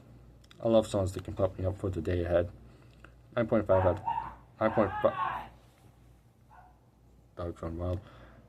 out of 10. Living After Midnight on British Steel. Yeah, I've already proven multiple times in this video already that I don't like when Judas Priest sounds generic, and this is one of their most generic songs to not be on any of their terrible albums. I can see why this is so popular. If you like 80s hard rock, you'll like this song because it sounds like the most average 80s hard rock song. Also, Rob Halford's hairstyle looks familiar. I don't know why. I can see why someone would call it catchy, but it's just so generic that I don't care for it. I hate it, if you will. 3 out of 10. Lockness on Angel Retribution. Now, I like doom metal. This is noticeable in my love for a couple of slower Black Sabbath tracks and my growing love for Electric Wizard. I'm slowly getting to doom metal, but has it always been so long? Because Christ, what song has reached to be 13 minutes in length? This is the longest song in Judas's studio discography. I like the riff, but I don't think it needs to be 13 minutes. That's my only issue, really. The vocals and the lyrics are pretty immaculate, and it's so doomy and feels sludgy without being sludge metal, obviously. It just feels dirty. 6.5 out of 10. Locked In on Turbo. I don't think they locked in. I think they locked in around about 4 years after this one, but here they didn't lock in. The synths or whatever they are sound like bees in this song. I have no idea whose idea it was to go glam, but I really hope they got fired after this because it doesn't sound that good. Wasn't glam metal dying by the time? Yeah, Nevermind hadn't killed it off. Yeah, Nevermind hadn't killed it off very good yet, but that doesn't mean one of the better metal bands had to make an outlet in the genre. I'm happy they abandoned this genre pretty quickly. 4 out of 10. Lone Wolf on Firepower. Even with Firepower, there's still that one track that's weaker than them all. The only exception is Sin After Sin. I pretty much had that album going me like a fungal infection. Another riff that sounds like a Sabbath riff. Yummy, what did you do? I didn't like this, but I think I like it even more now. Catchy, while not the best song on Firepower, it's not the absolute worst either. The vocals aren't as superb as I would have liked, but they are still really good. The solo is very different from the usual Priest solo. I really like it. 8 out of 10. Lost and Found on Demolition. Try and guess the genre. Get you guessing? It's post-grunge. Judas made a post-grunge song. It's supposed to make you feel something. Probably sadness or feeling better about yourself. I feel bored, but hey, whatever suits your fancy. I sent in my review for 15 by Buck Cherry. And I do like a couple post-grunge bands like Nickelback and Foo Fighters. That's because they actually made me feel something, and not just generic DeForest dad rock. This doesn't sound that good, and the battle gets a little ruined by what sounds like ass mixing. Everything is louder than everything else, and eventually leads to sound like shit. 1 out of 10. Lots of love and Nostradamus. You want to talk about nothing happening? Because this song is about as eventful as my average weekend. It's not. 4.5 minutes of a pretty boring, uneventful track. It's mostly piano, so there's not that much to talk about instrumentally. However, it seems in a way that's just normal for him, minus the high-pitched screams. There's pretty much nothing to talk about with this track. KK may have been right, because this is not Beat Judas. Feels like an interlude, except it is 4.5 minutes long of pure void and emptiness. 4 out of 10. Love bites on Defenders of the Faith. Doesn't Def Leppard have a song with the same title? I looked it up, and yes, they do. The lyric and solo section is alright, nothing much going on. Well, not a bad song, I just think there's something missing to make this one interesting. It doesn't drag, it is a good length, and everything sounds good, but there's just something missing with the song. I can't really tell you what it is, but it just feels weird without that, with that thing just missing. It's probably the bass, I could barely hear it. Poor Ian Hill. I like the concept, but make the bass louder. 6.5 out of 10. Love You to Death on Ram It Down. The song is mad. The lyrics suck as you would expect from the title, and the guitar carries. The riff is not special though, so there's really not that much helping the song. I don't hate it because at least it is heavy and not as glammy as Turbo. Even though it's supposed to be a heavy Turbo. There's nothing that insane happening, but it isn't bad. Anything but actually bad. I can feel that they tried. I can feel that they attempted it. That's good enough, right? I gotta get points at that. Not many points, though. 6 out of 10. Love Zone on Ram It Down. Yeah, after this, we'll be done with the L's. This is better than Love You to Death, mainly because the riff is actually good. The riff feels more bluesy, and Rob sounds better. The lyrics are a bit more funny as well. Past this, though, it's not that much better than Love You to Death, but it is better, even if by like half of a point. Barely feels like 4 minutes, though. It sounds good. I don't know what you mean about Halford. The solo is a kicker. Pretty good. Judas has talent, I swear. It's not like they just forget how to write heavy metal tracks. 6.5 out of 10. Machine Man on Demolition. This is one of the better songs from the Ripper era. The vocals feel generic and like they're trying to be edgy. The drums are pretty good, and the riff isn't that bad. The lyrics are okay. Okay, but the line, you've all got a loser tattooed on your face, is actually pretty funny. I'm not gonna lie. Why does this give me St. Anger vibes? Probably because the overuse of the snare and the edgy lyrics. It's okay, pretty average, but not terrible. Like most of the Ripper era, I'm just gonna be happy when I don't have to listen to anything from the Ripper era anymore. 5 out of 10. March at the Damned on Redeemer of Souls. This sounds like something from the Ripper era, boring and not unique. The solo sounds inaudible, at least in comparison to the other instruments. I'm not a fan. It sounds different, in the same way that Demolition sounds different from Judas' style. They shouldn't do it. It's disgusting. I can almost kind of feel an Aussie influence, but it just doesn't work for whatever reason. Maybe it's the dry audio, maybe it's the lyrics, maybe it's the vocals. I'll never know at this point. I'm getting a little sick of listening to Judas, but that's on me for procrastinating this for like a week and trying to catch up. 4 out of 10. Metal Gods on British Steel. Yes, Judas Priest are metal gods. Yes, they are. I think this is well known. This is well known. I do like the song. I think that the chorus is catchy. The riff and the vocal melody is pretty cool. With a pretty cool swing and groove. Yes, this has both. I like it, but it's not the best song ever. I can see why someone would like it even more than I do. And while I have criticized their more accessible work, I can't deny the fact it helped Judas get popular. Even if I don't like it, Judas wouldn't be as big of a name if it weren't for hits like Breaking the Law or Living After Midnight. 7 out of 10. Metal Meltdown on Painkiller. The intro is a headbanger. The entire song is a headbanger, actually. The drums are quick, the riff rips you open, the vocals are screaming, the lyrics are fire. This isn't just a metal meltdown. Man's a nuclear meltdown.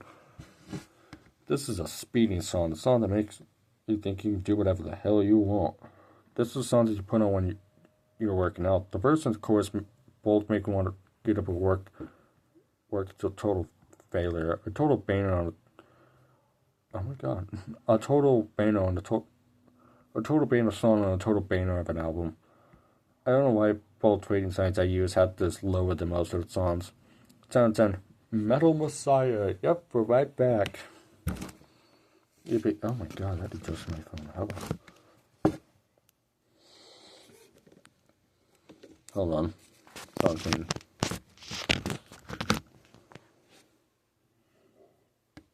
It is okay though. There are 2 songs left before we're fully done with Demolition.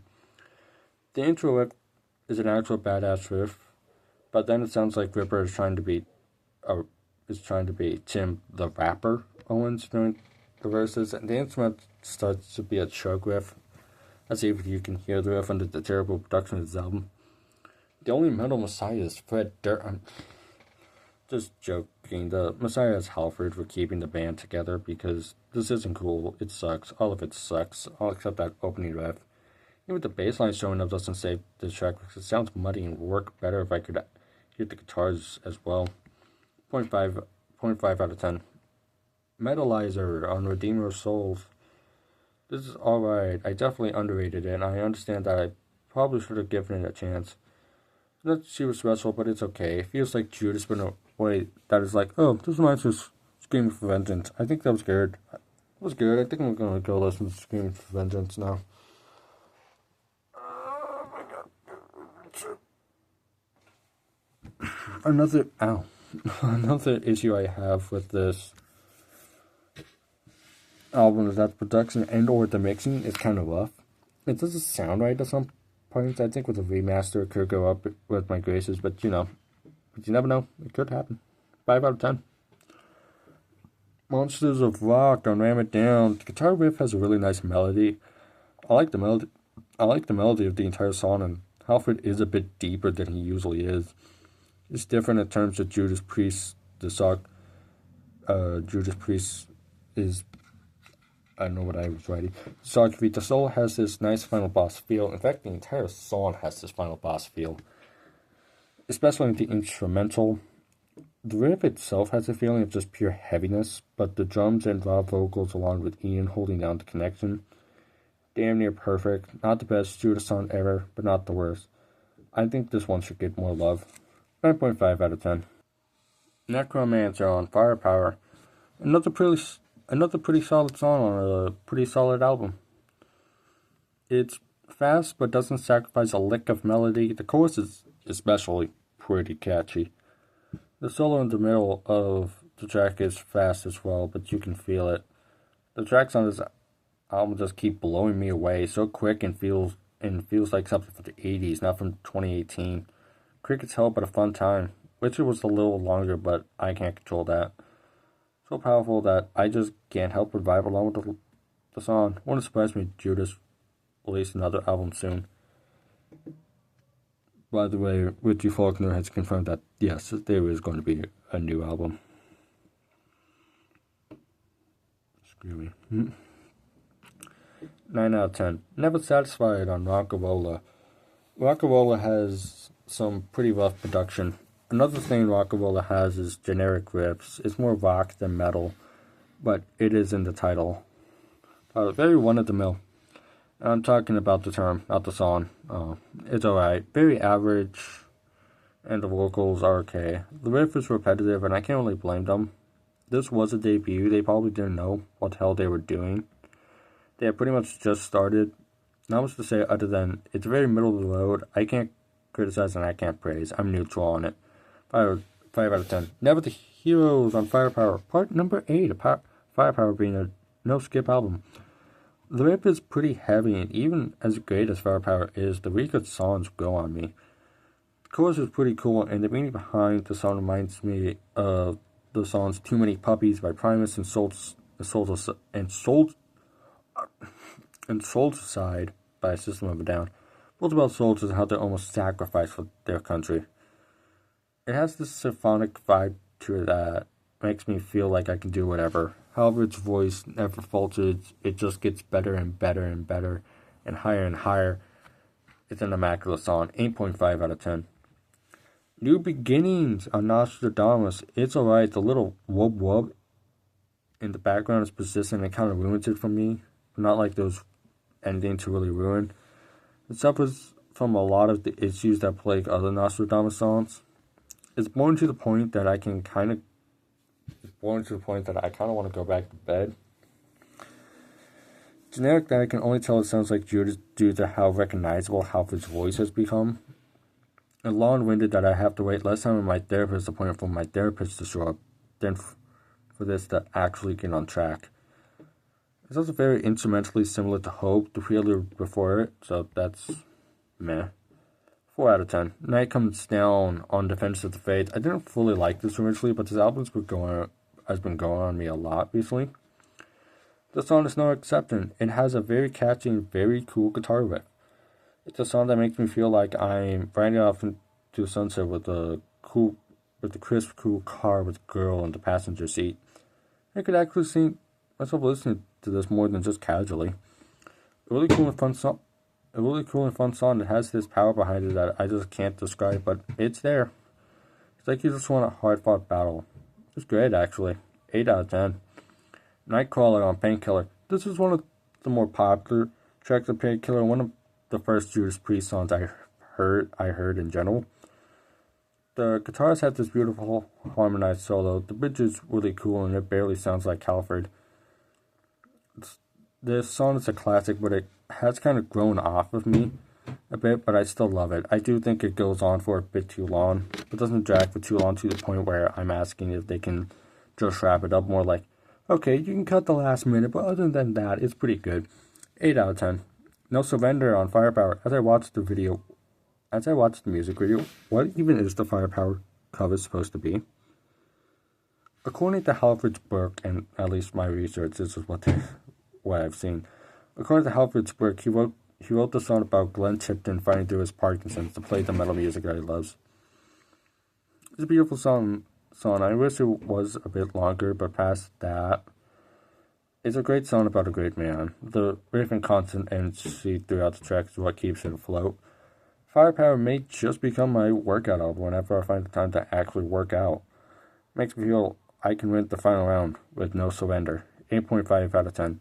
Nostradamus on Nostradamus. Since Judas came back from that horrendous Ripper era, they started experimenting more with this sound. This album is a more symphonic, progressive metal concept album. This is a pretty boring song, I'm not gonna lie. The longer it goes on, the more I lose interest in the song. It's nothing more than your average power metal track, and that didn't really make me feel anything other than just boredom, but that can also be contributed to the fact that I was getting sick. And I don't mean sick as in listening to Judas, I mean sick because my nose was clogged the hell up. I actually felt like I got sick. This took so it took so long that I'm not sick anymore. That I was not sick anymore. 6 out of 10. On the Run on Point of Entry.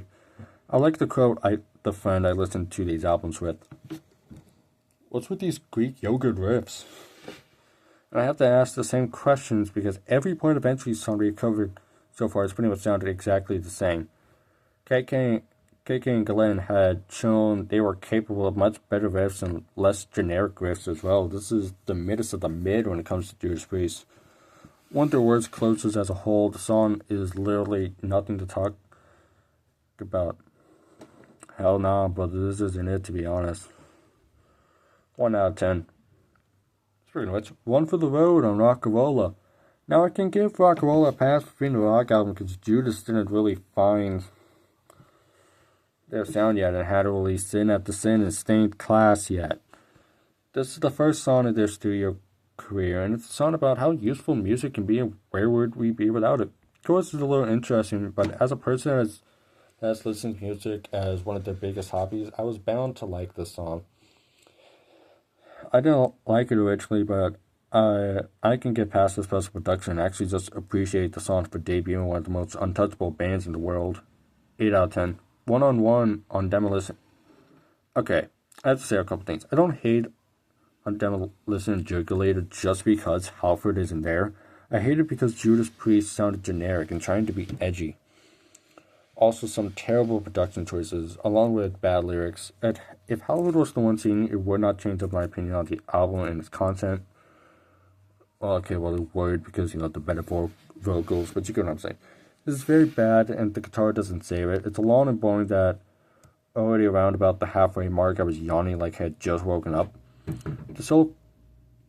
Don't you be getting... don't you dare cut out. The solo feels held back in a way that I can't describe. 3 out of 10. One Shot at Glory on Painkiller.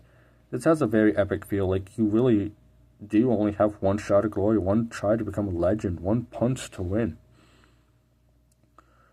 The chorus really pushes this epic and final fight feel. The riff is a nice mix between powerful and heavy, along with a touch of speed that just meshes everything together. Scott Travis's drumming also adds a lot of punch to the instrumentation. I listened to this a couple times and it gets better every single time I listen to it. It gets more and more epic every time I listen to it. It barely feels like it's runtime as well. 9.5 out of 10. Out in the Cold on Turbo. Now from pure memory, this was my favorite on Turbo, but that doesn't mean I liked it. The synth is so unneeded in my eyes. They added something to the equation that didn't need that variable added. It's alright. Reminds me to take these trains from the very beginning of this video and how neutral it is. It's alright. I don't really like it. I think it's more average than good, but I can't really say bad. I would like to hear this song without the synths and see if they added anything of value here. Not terrible though. 6.5 out of 10. Pain and Pleasure on Screaming for Vengeance. This isn't good. Sorry, Judas. Average radio song with very interesting lyrics and themes. The chorus could use a lot of work, but then yet you can't make a pig into a horse.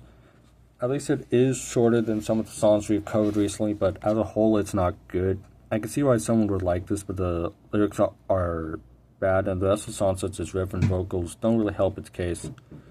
I want to like Screaming for Vengeance, I do, but songs like Pain and Pleasure just take me out. 4.5 out of 10. Painkiller on Painkiller. Yep, we're finally here. One of Judas' most popular songs, and for damn good reasons. Scott Travis.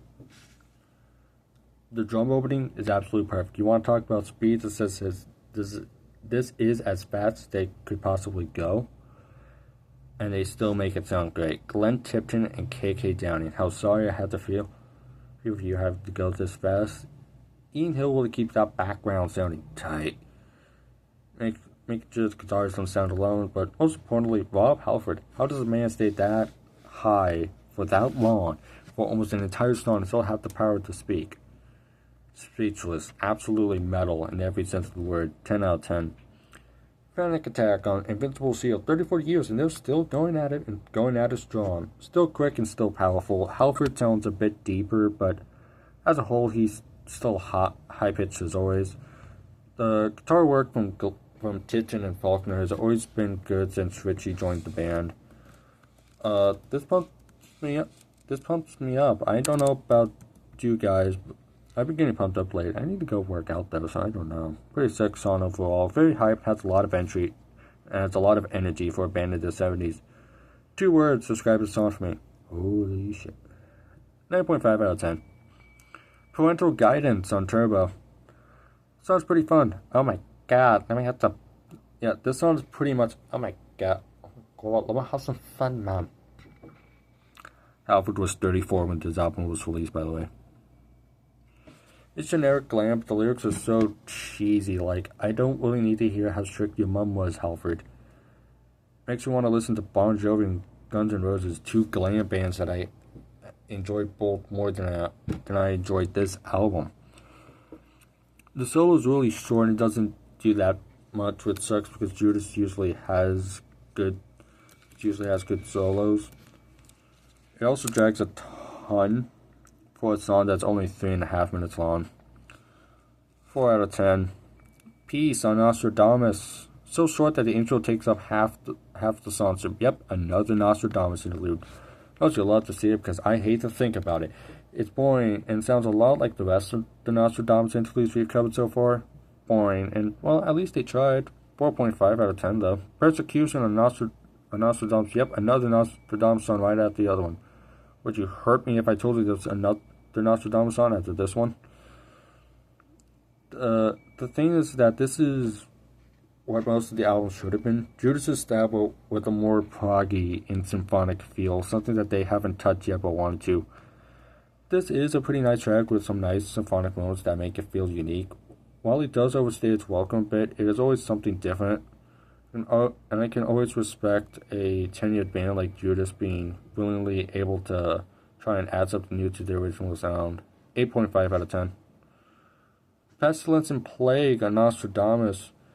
The bass line has this nice sound and rhythm to it that I can't help but like. The chorus is in Italian. I'm not even going to try and translate it. The guitars are harmonized in such a way that they have this almost symphonic and epic feel.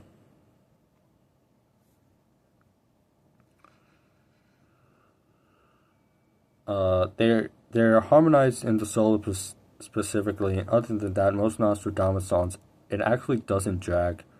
I really like it, but it's not my absolute favorite from Nostradamus, and far from my absolute favorite Judas Priest song. It's just so cinematic and almost mythological in a way that's difficult for me to describe.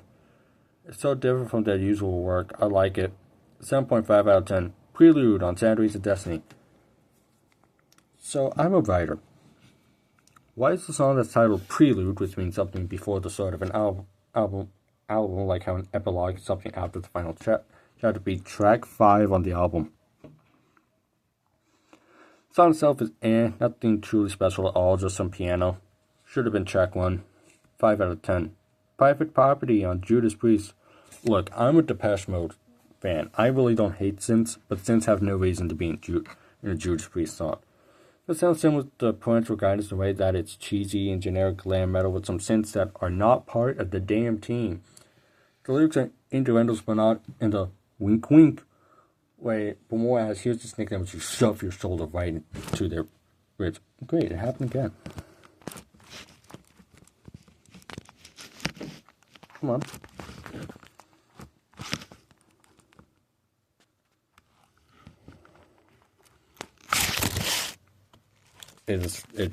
It just fell off its fucking puppet. Alright, fine.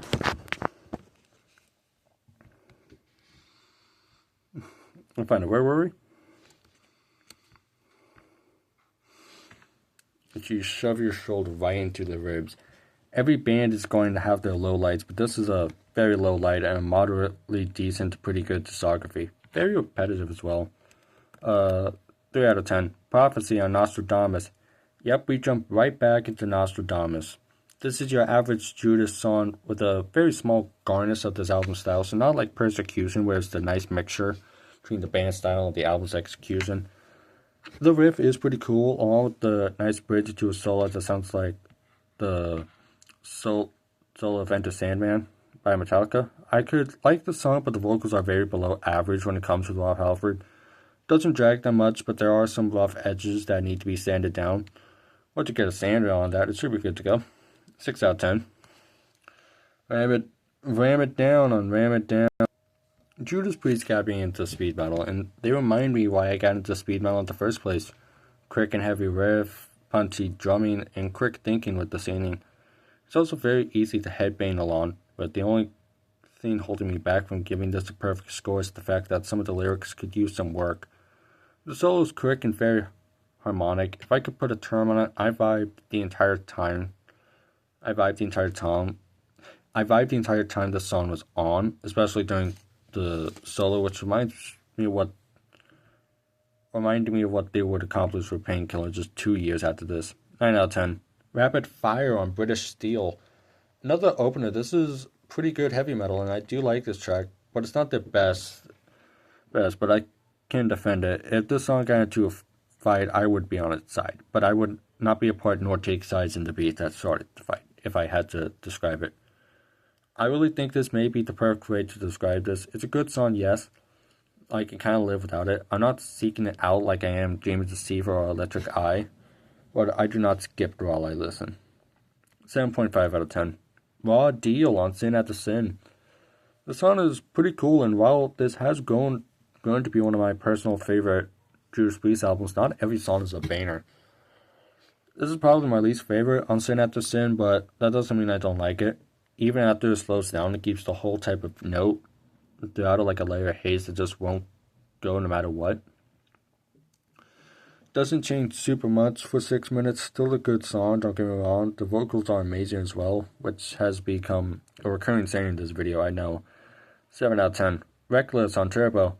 There have been times, it is rare, but it does happen, that I have given the song a better score than the rest of the album just because it was better than the rest of the album. Not for anything else but that. So, like, the rest of the song could be terrible. Actually, no, I just realized it is how ratings work. Huh.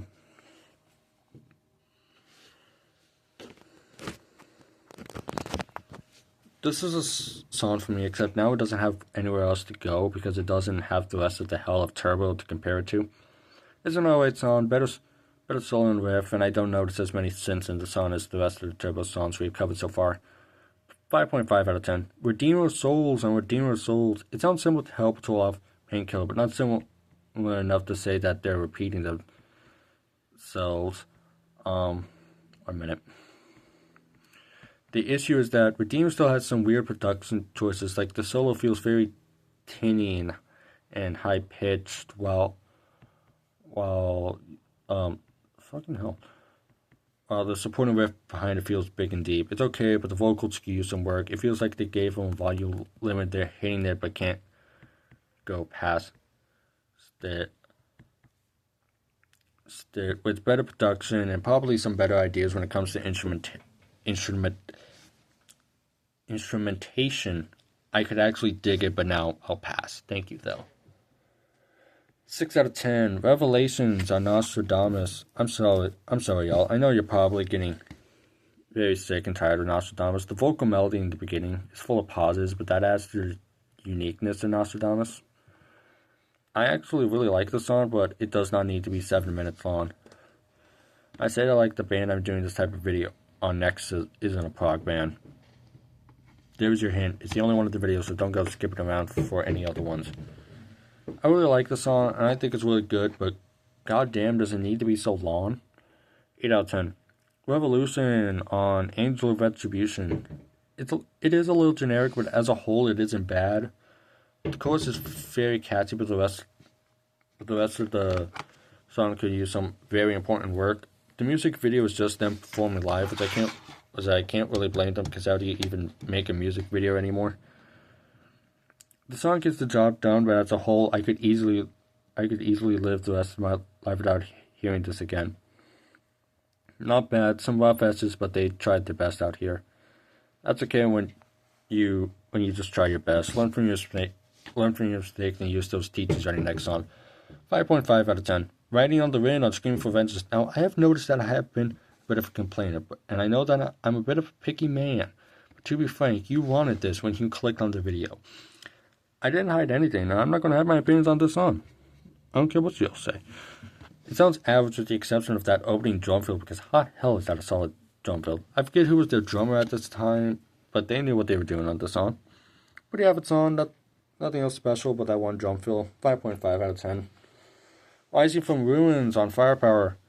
The verses are chill, but the chorus makes me want to do these last workouts. Even my legs are starting the last rep, even if my body is hurt. By the way, never work out injured. The riffs are great, and this as a whole is a really pump up and powerful song. It has this epic and storytelling vibe similar to One Shot of Glory. Painkiller really was their magnum, huh? Huh. Shit. This album is still my personal favorite because of songs like this.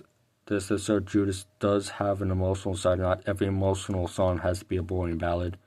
9.5 out of 10. Rock Forever on Killing Machine. This is another song I also kind of like. A little weaker than most I've liked, but not enough to drop it into an average rating. I know the title sounds like something that would be on Turbo, and that we hate Turbo with everything in our damn bodies, but let me explain. The song's just kind of fun, I'm not gonna lie. Very reminiscent, Better By You, Better Than Me off of Stained Class. Just a nice rock tune that's fun. And I like fun, man. I don't know what else I should tell you, dearest viewer. Judas is growing on me as we speak. 8 out of 10. Kill Machine. Alcard Right Free on Defense of the Faith. The song reminds me of Turbo in a way that I can't describe. The song is alright, very cool solo. But the rest of the song is above average with a very below average concept. I can at least give them props for that accomplishment, because how do you even do that?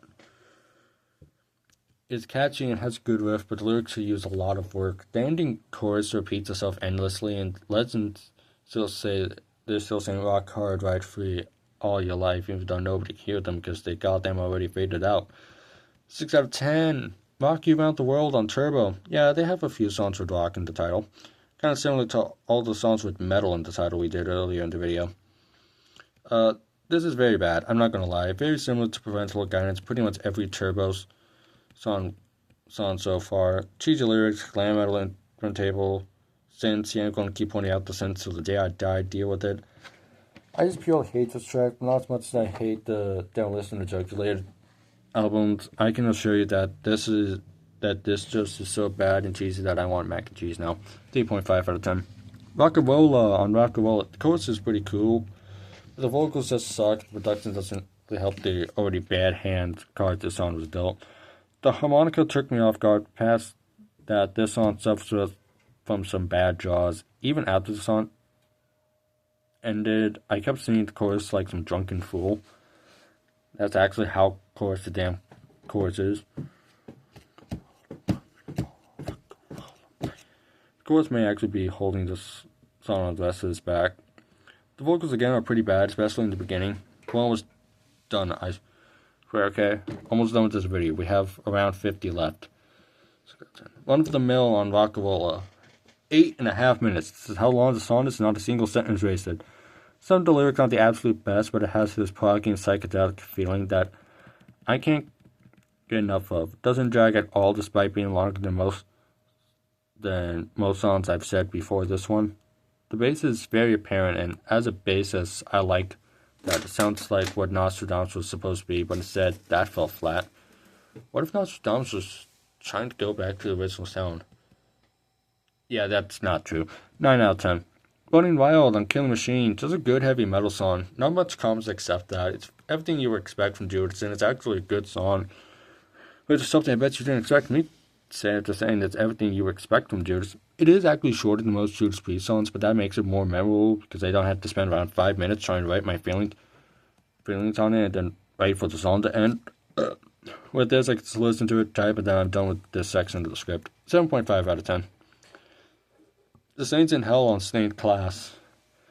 Even after listening to Judas Priest for around 500 times, Alfred's vocals seem to never sound any less impressive when you think that this is just his natural ability and no outside forces.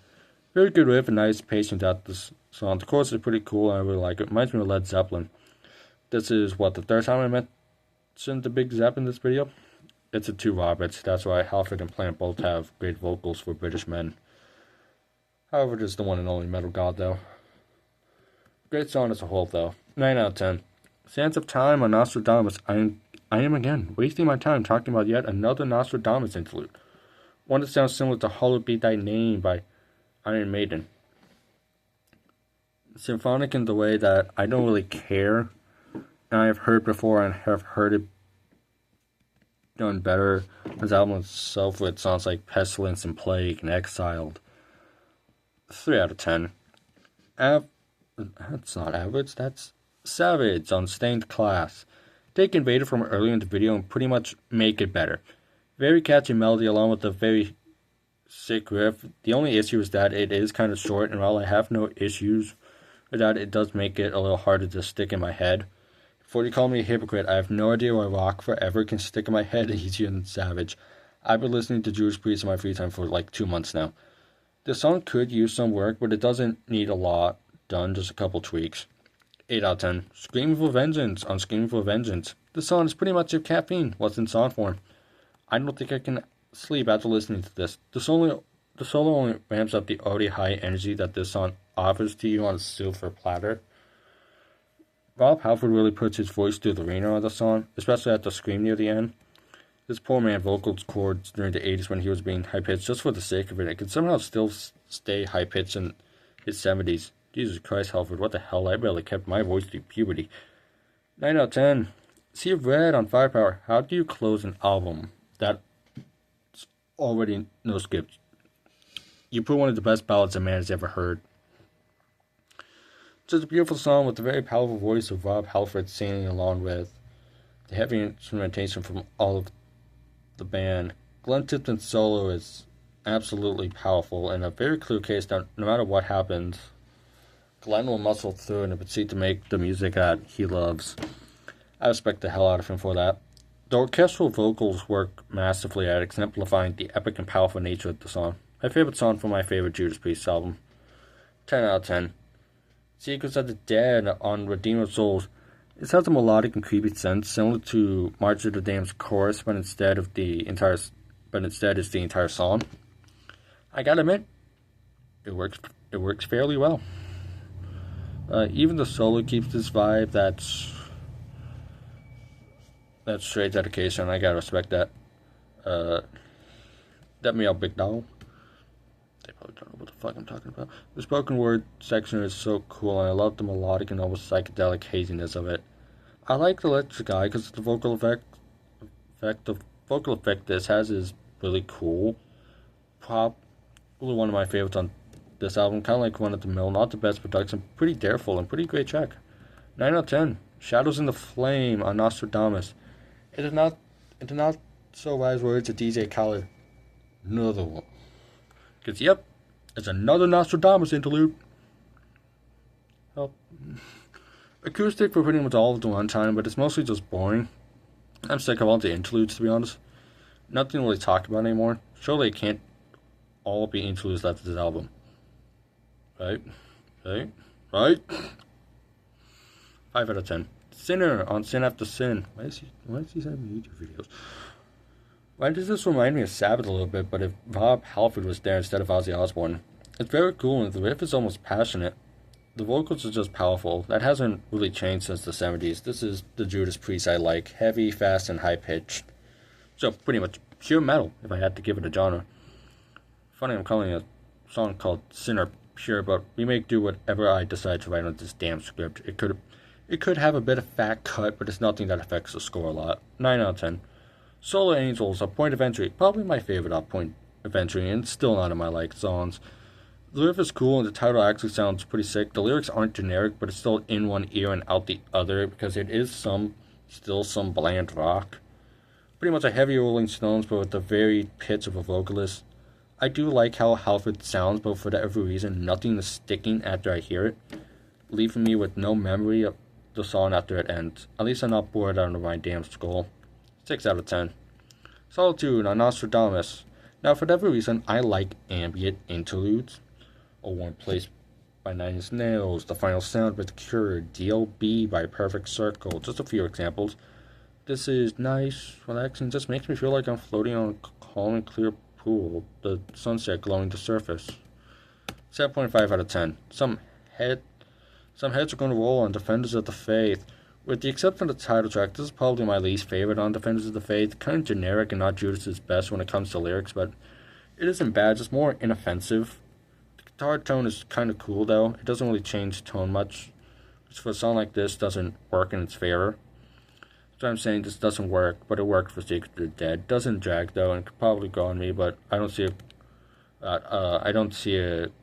growing much more than a couple points, but a couple points could save the album.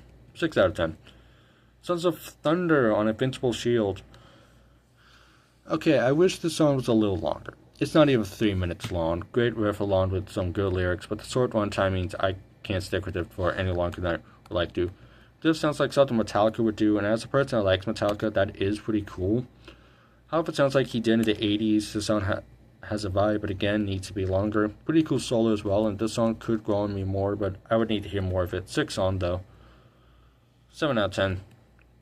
Spectre on Firepower. If I had a nickel for every time a band made a song called Spectre and made it a band, I'd have 2 nickels. Which isn't a lot, but it's weird it happened twice. The riff is great and it really complements and mixes Halford's vocals. The solo is really good and the slowdown is even cooler. I always liked when Judas just doesn't just try and have energy throughout the entire song. Some songs can benefit from having a heavier, not as loud riff. I sound like the guy in the Back to the Future that says Marty McFly doesn't get the win in the Battle of the Bands because he is too loud. So it kind of pissed me off, considering the time frame that album that movie took place in. But whatever. 10 out of 10. Stained Class on Stained Class. This is a good song. The lyrics could use a bit of work. I like the wordplay when it comes to music, so Stained Class instead of Stained Glass just tickles my fancy for whatever reason. The song is pretty good, but the solo is really amazing. It really helps the song make its case even more apparent. I can see why a lot of people call it one of their best albums. It doesn't drag, and the vocals are pretty chill. The chorus is catchy, and I like how it sounds along with the story that it tells. 8 out of 10. Starbreaker on Sin After Sin. Another fun song that's catchy, but that doesn't stop it from being a good song. Why did I say it like that?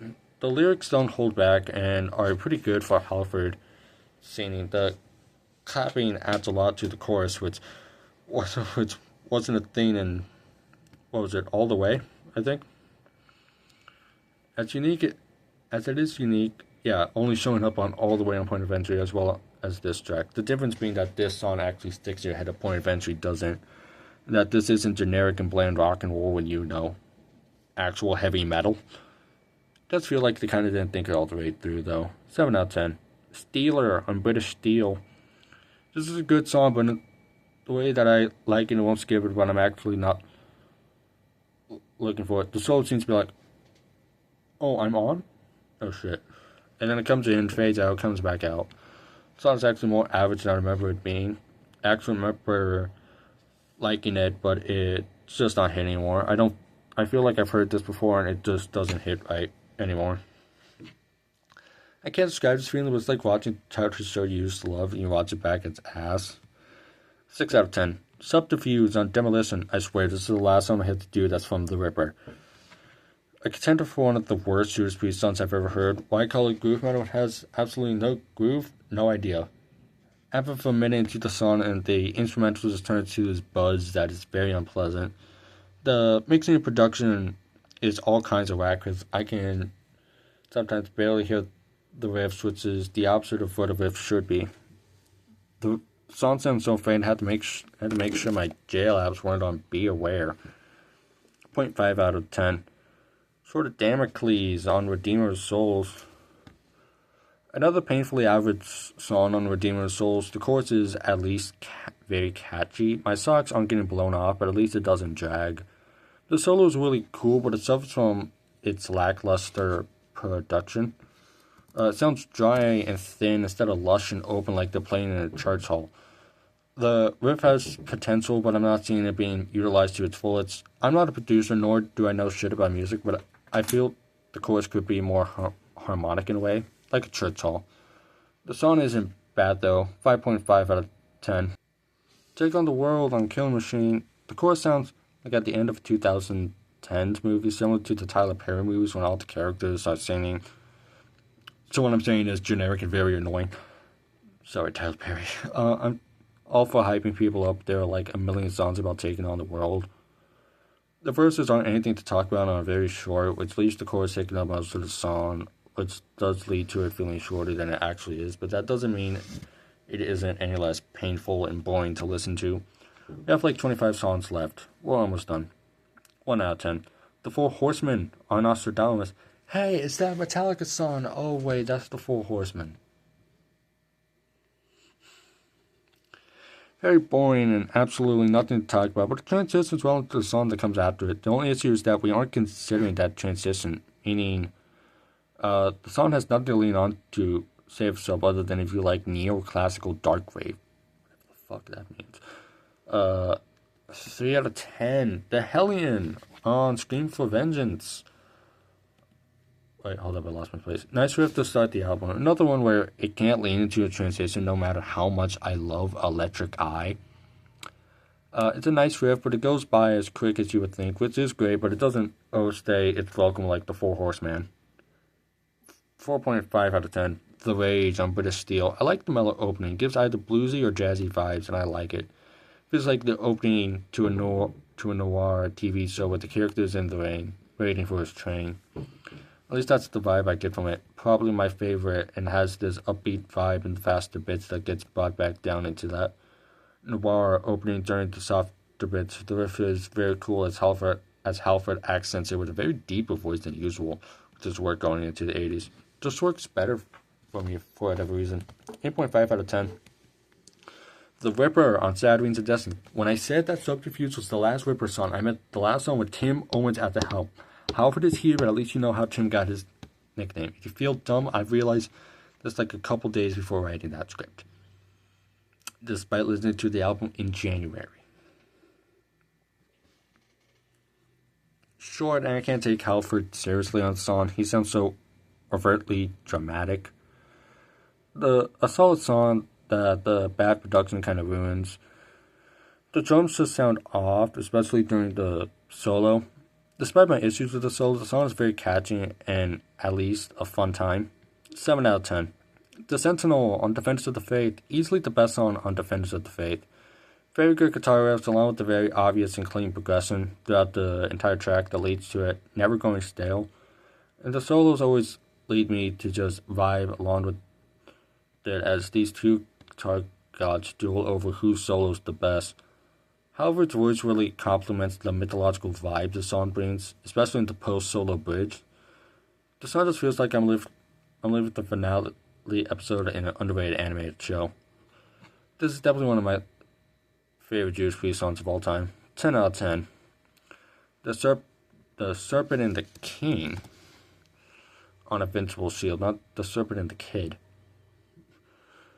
Beautiful storytelling and the lyricism, along with the great vocals and the pure feeling of adrenaline that is present with every single sentence.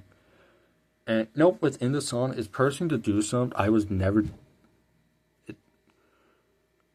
My mind read the wrong note. The great vocals, the pure feeling of adrenaline that is present with every single sentence and note within the song. It's pushing to do stuff I was never too brave to do before. Very heavy, which leads to a great contrast with Rob Halford's high-pitched vocals. This isn't even the best song on Invincible Shield, but just goes to show the energy that Richie Faulkner brought back into Judas Priest. Absolutely bonkers stuff. The song gives, and now only if the video was actually man-made, then I would like more. Well, I sadly take points off for the music video being AI. Sorry, y'all. Trader's Gate on Firepower. The intro is slow and melodic, like the opening to a show based off of Red Dead Redemption.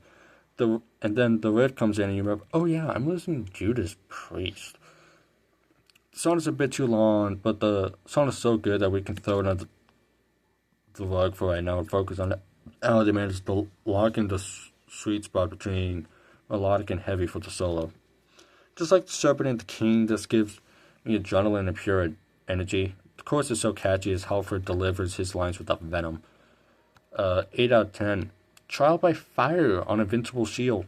The only way you could hate this is if you either have no taste or hate angelic music. The riff is great and the lyrics are even better. Not a single miss in any of the departments. The vibe is epic. The riff is amazing. The vocals are full of life.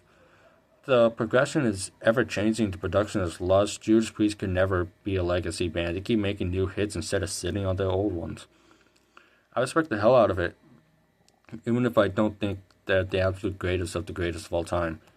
10 out of 10. Troubleshooter on Point of Entry. I remember when I first listened to the song with my friend and stumbled and stammered through my opinions. I was so utterly bamboozled at how middling and generic this is that I just couldn't speak. It is just radio rock. That literally all it is. Once you've heard one song, you've pretty much heard all, except this isn't even that good. If you're going to make rock and roll, at least make it interesting instead of mind-numbingly boring. I can barely write one of entry parts of the script due to how bad it is. The lyrics aren't good? How did you guess? 3 out of 10. Turbo Lover on Turbo. What do you think I'm going to say? May I suggest some better tunes? Living on Prayer by Bon Jovi, Paradise City by Guns N' Roses, Kickstart My Heart by Motley Crue. The song is 4.5 minutes too long, meaning that it shouldn't even exist. The music video is actually atrocious. What the hell? The song is so cheesy that it's bringing my family's Wisconsin roots out. I can't believe that in the span of 4 years, they went from this American Painkiller. It's kind of catchy though, I will say that, because I will not tell a lie. 6 out of 10. Don't know what.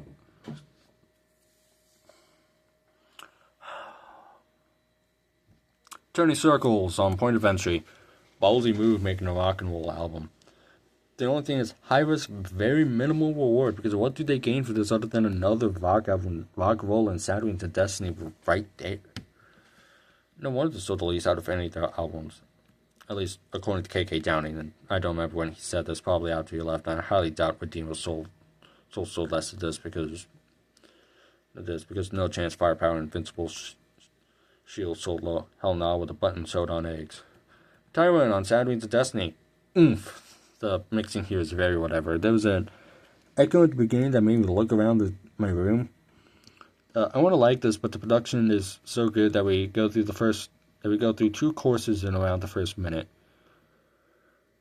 I think I meant progression, not production. Really now, it does have a clear progression and a lot of effort put into it. The only thing killing it putting into the green score is the production. The chorus is catchy.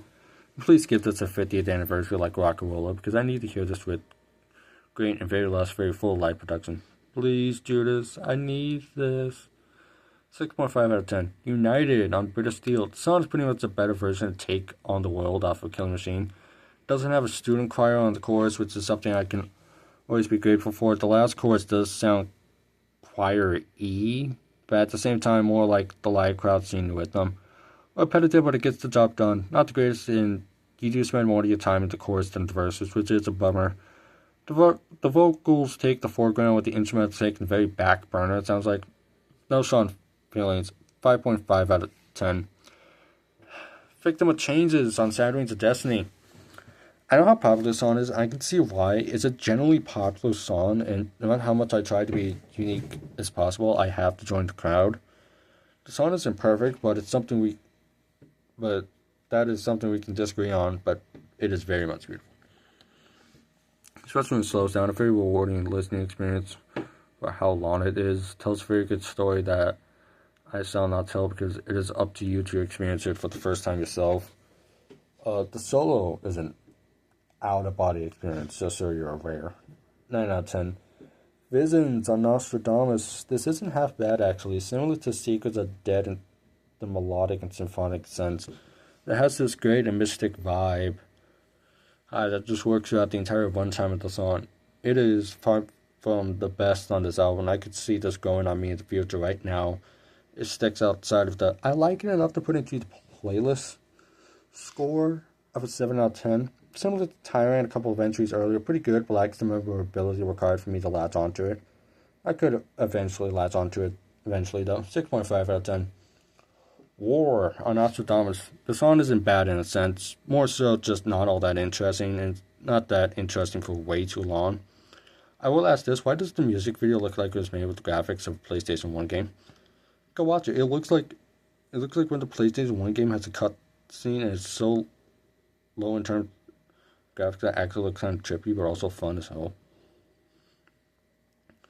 It isn't bad but lasts for way too long. I am pretty bored at this point, but I just gotta muscle through it.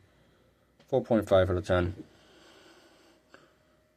Wheels of Fire on Angel Retribution. We get some energy, but it also sounds very generic. It's not that special and it's very okay. Heavy, I guess, but hey, be happy we're on song 200, meaning we only have 8 songs left. This song is just your average 80s Judas Priest, just your average Judas Priest track, not even 80s. What the hell am I saying? So nothing to really talk about except the pretty cool solo, which isn't enough to save Judas song at the point due to the high bar they set themselves when it comes to solos. The riff is also not really much as well. Sounds chuggy in some places, which Judas has no reason to be doing. 5 out of 10. Right heat, red hot on stained glass. The song tickles my brain, especially the way that Halford sings and says stuff in the song. I like the song for this reason, as well as having a very solid and catchy riff with great drumming from the late Les Binks. Rob Halford keeps showing up with these high-pitched vocals like it's just a normal Tuesday for him, which it probably was considering how much he does that throughout the discography of Judas. The song isn't perfect, but it is in my playlist, so I do really like it. Not every song can be Dream of Deceiver. Sorry, I meant to say perfect. 7 out of 10. Wild Nights, Hot and Crazy Days. This is, thankfully, the last Turbo song we have to look forward to look at. With the exception of Robert Halford on vocals, this sounds like it wasn't even performed by Judas Priest, but by a Guns N' Roses tribute band trying to make a song that sounds like Judas Priest. This is really only Judas by name and by who sings, because this does not sound like something Glenn and KK would make. And even future, not from what I've heard with their prior work and even their future work, this song is easily in the bottom 5 Judas Priest songs of all time for me. 1 out of 10. Winter on Rockawella. Not that much happening in the song. The riff feels like Black Sabbath, and besides the Sabbathy riff, there's really nothing here. The production is a big issue, as it feels like there's nothing really audible but Rob Halford. It is very okay. It is nothing special, just an average track all around. I won't complain, but at the point of entry in Turbo, I cannot add much more to that, so I really hope you have been enjoying this video as we near its inevitable end. I tried to put in as much work as I can, and then recording this was pain. I originally put editing. I'm not editing this. 5.5 out of 10. Winter Retreat on Rockawella, probably our last interlude of the video, and the last song I have to use my Spotify for. Does anybody else get Pink Floyd vibes with this one? Also, the last Rockawella song is the last song from the 70s. Damn, we're so close that we have less than 5 songs left. 6.5 out of 10. Worth Fighting For on Angel Retribution. This doesn't sound like Judas, but I respect the try to sound different. The lyrics and the concept sound like a post-grunge song, but a Foo Fighters song, so not that bad. I like the song, not like Top 10 and not like I love this sound. No, it's more or less a good song that I do like and won't skip, and I'll vibe with it. But not really look for myself. I know describing the concept as post-grunge would probably make some people blow a fuse at their forced hating at Nickelback. The song is worth fighting for, if you will. Okay, yeah, I'll get out. 7 out of 10. You don't have to be old to be wise on British Steel. The title, while being true, isn't that good of a title.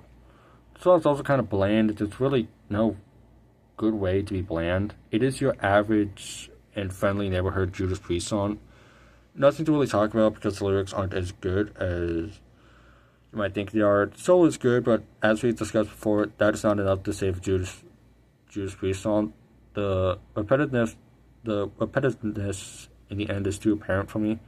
Not noticing it takes the song down a couple of notches or points, whatever this damn system we're calling it. Oh, 1 minute, I may have fucked that up. 4.5 out of 10. You Say Yes on Point of Entry. So first of all, that title sucks a lot.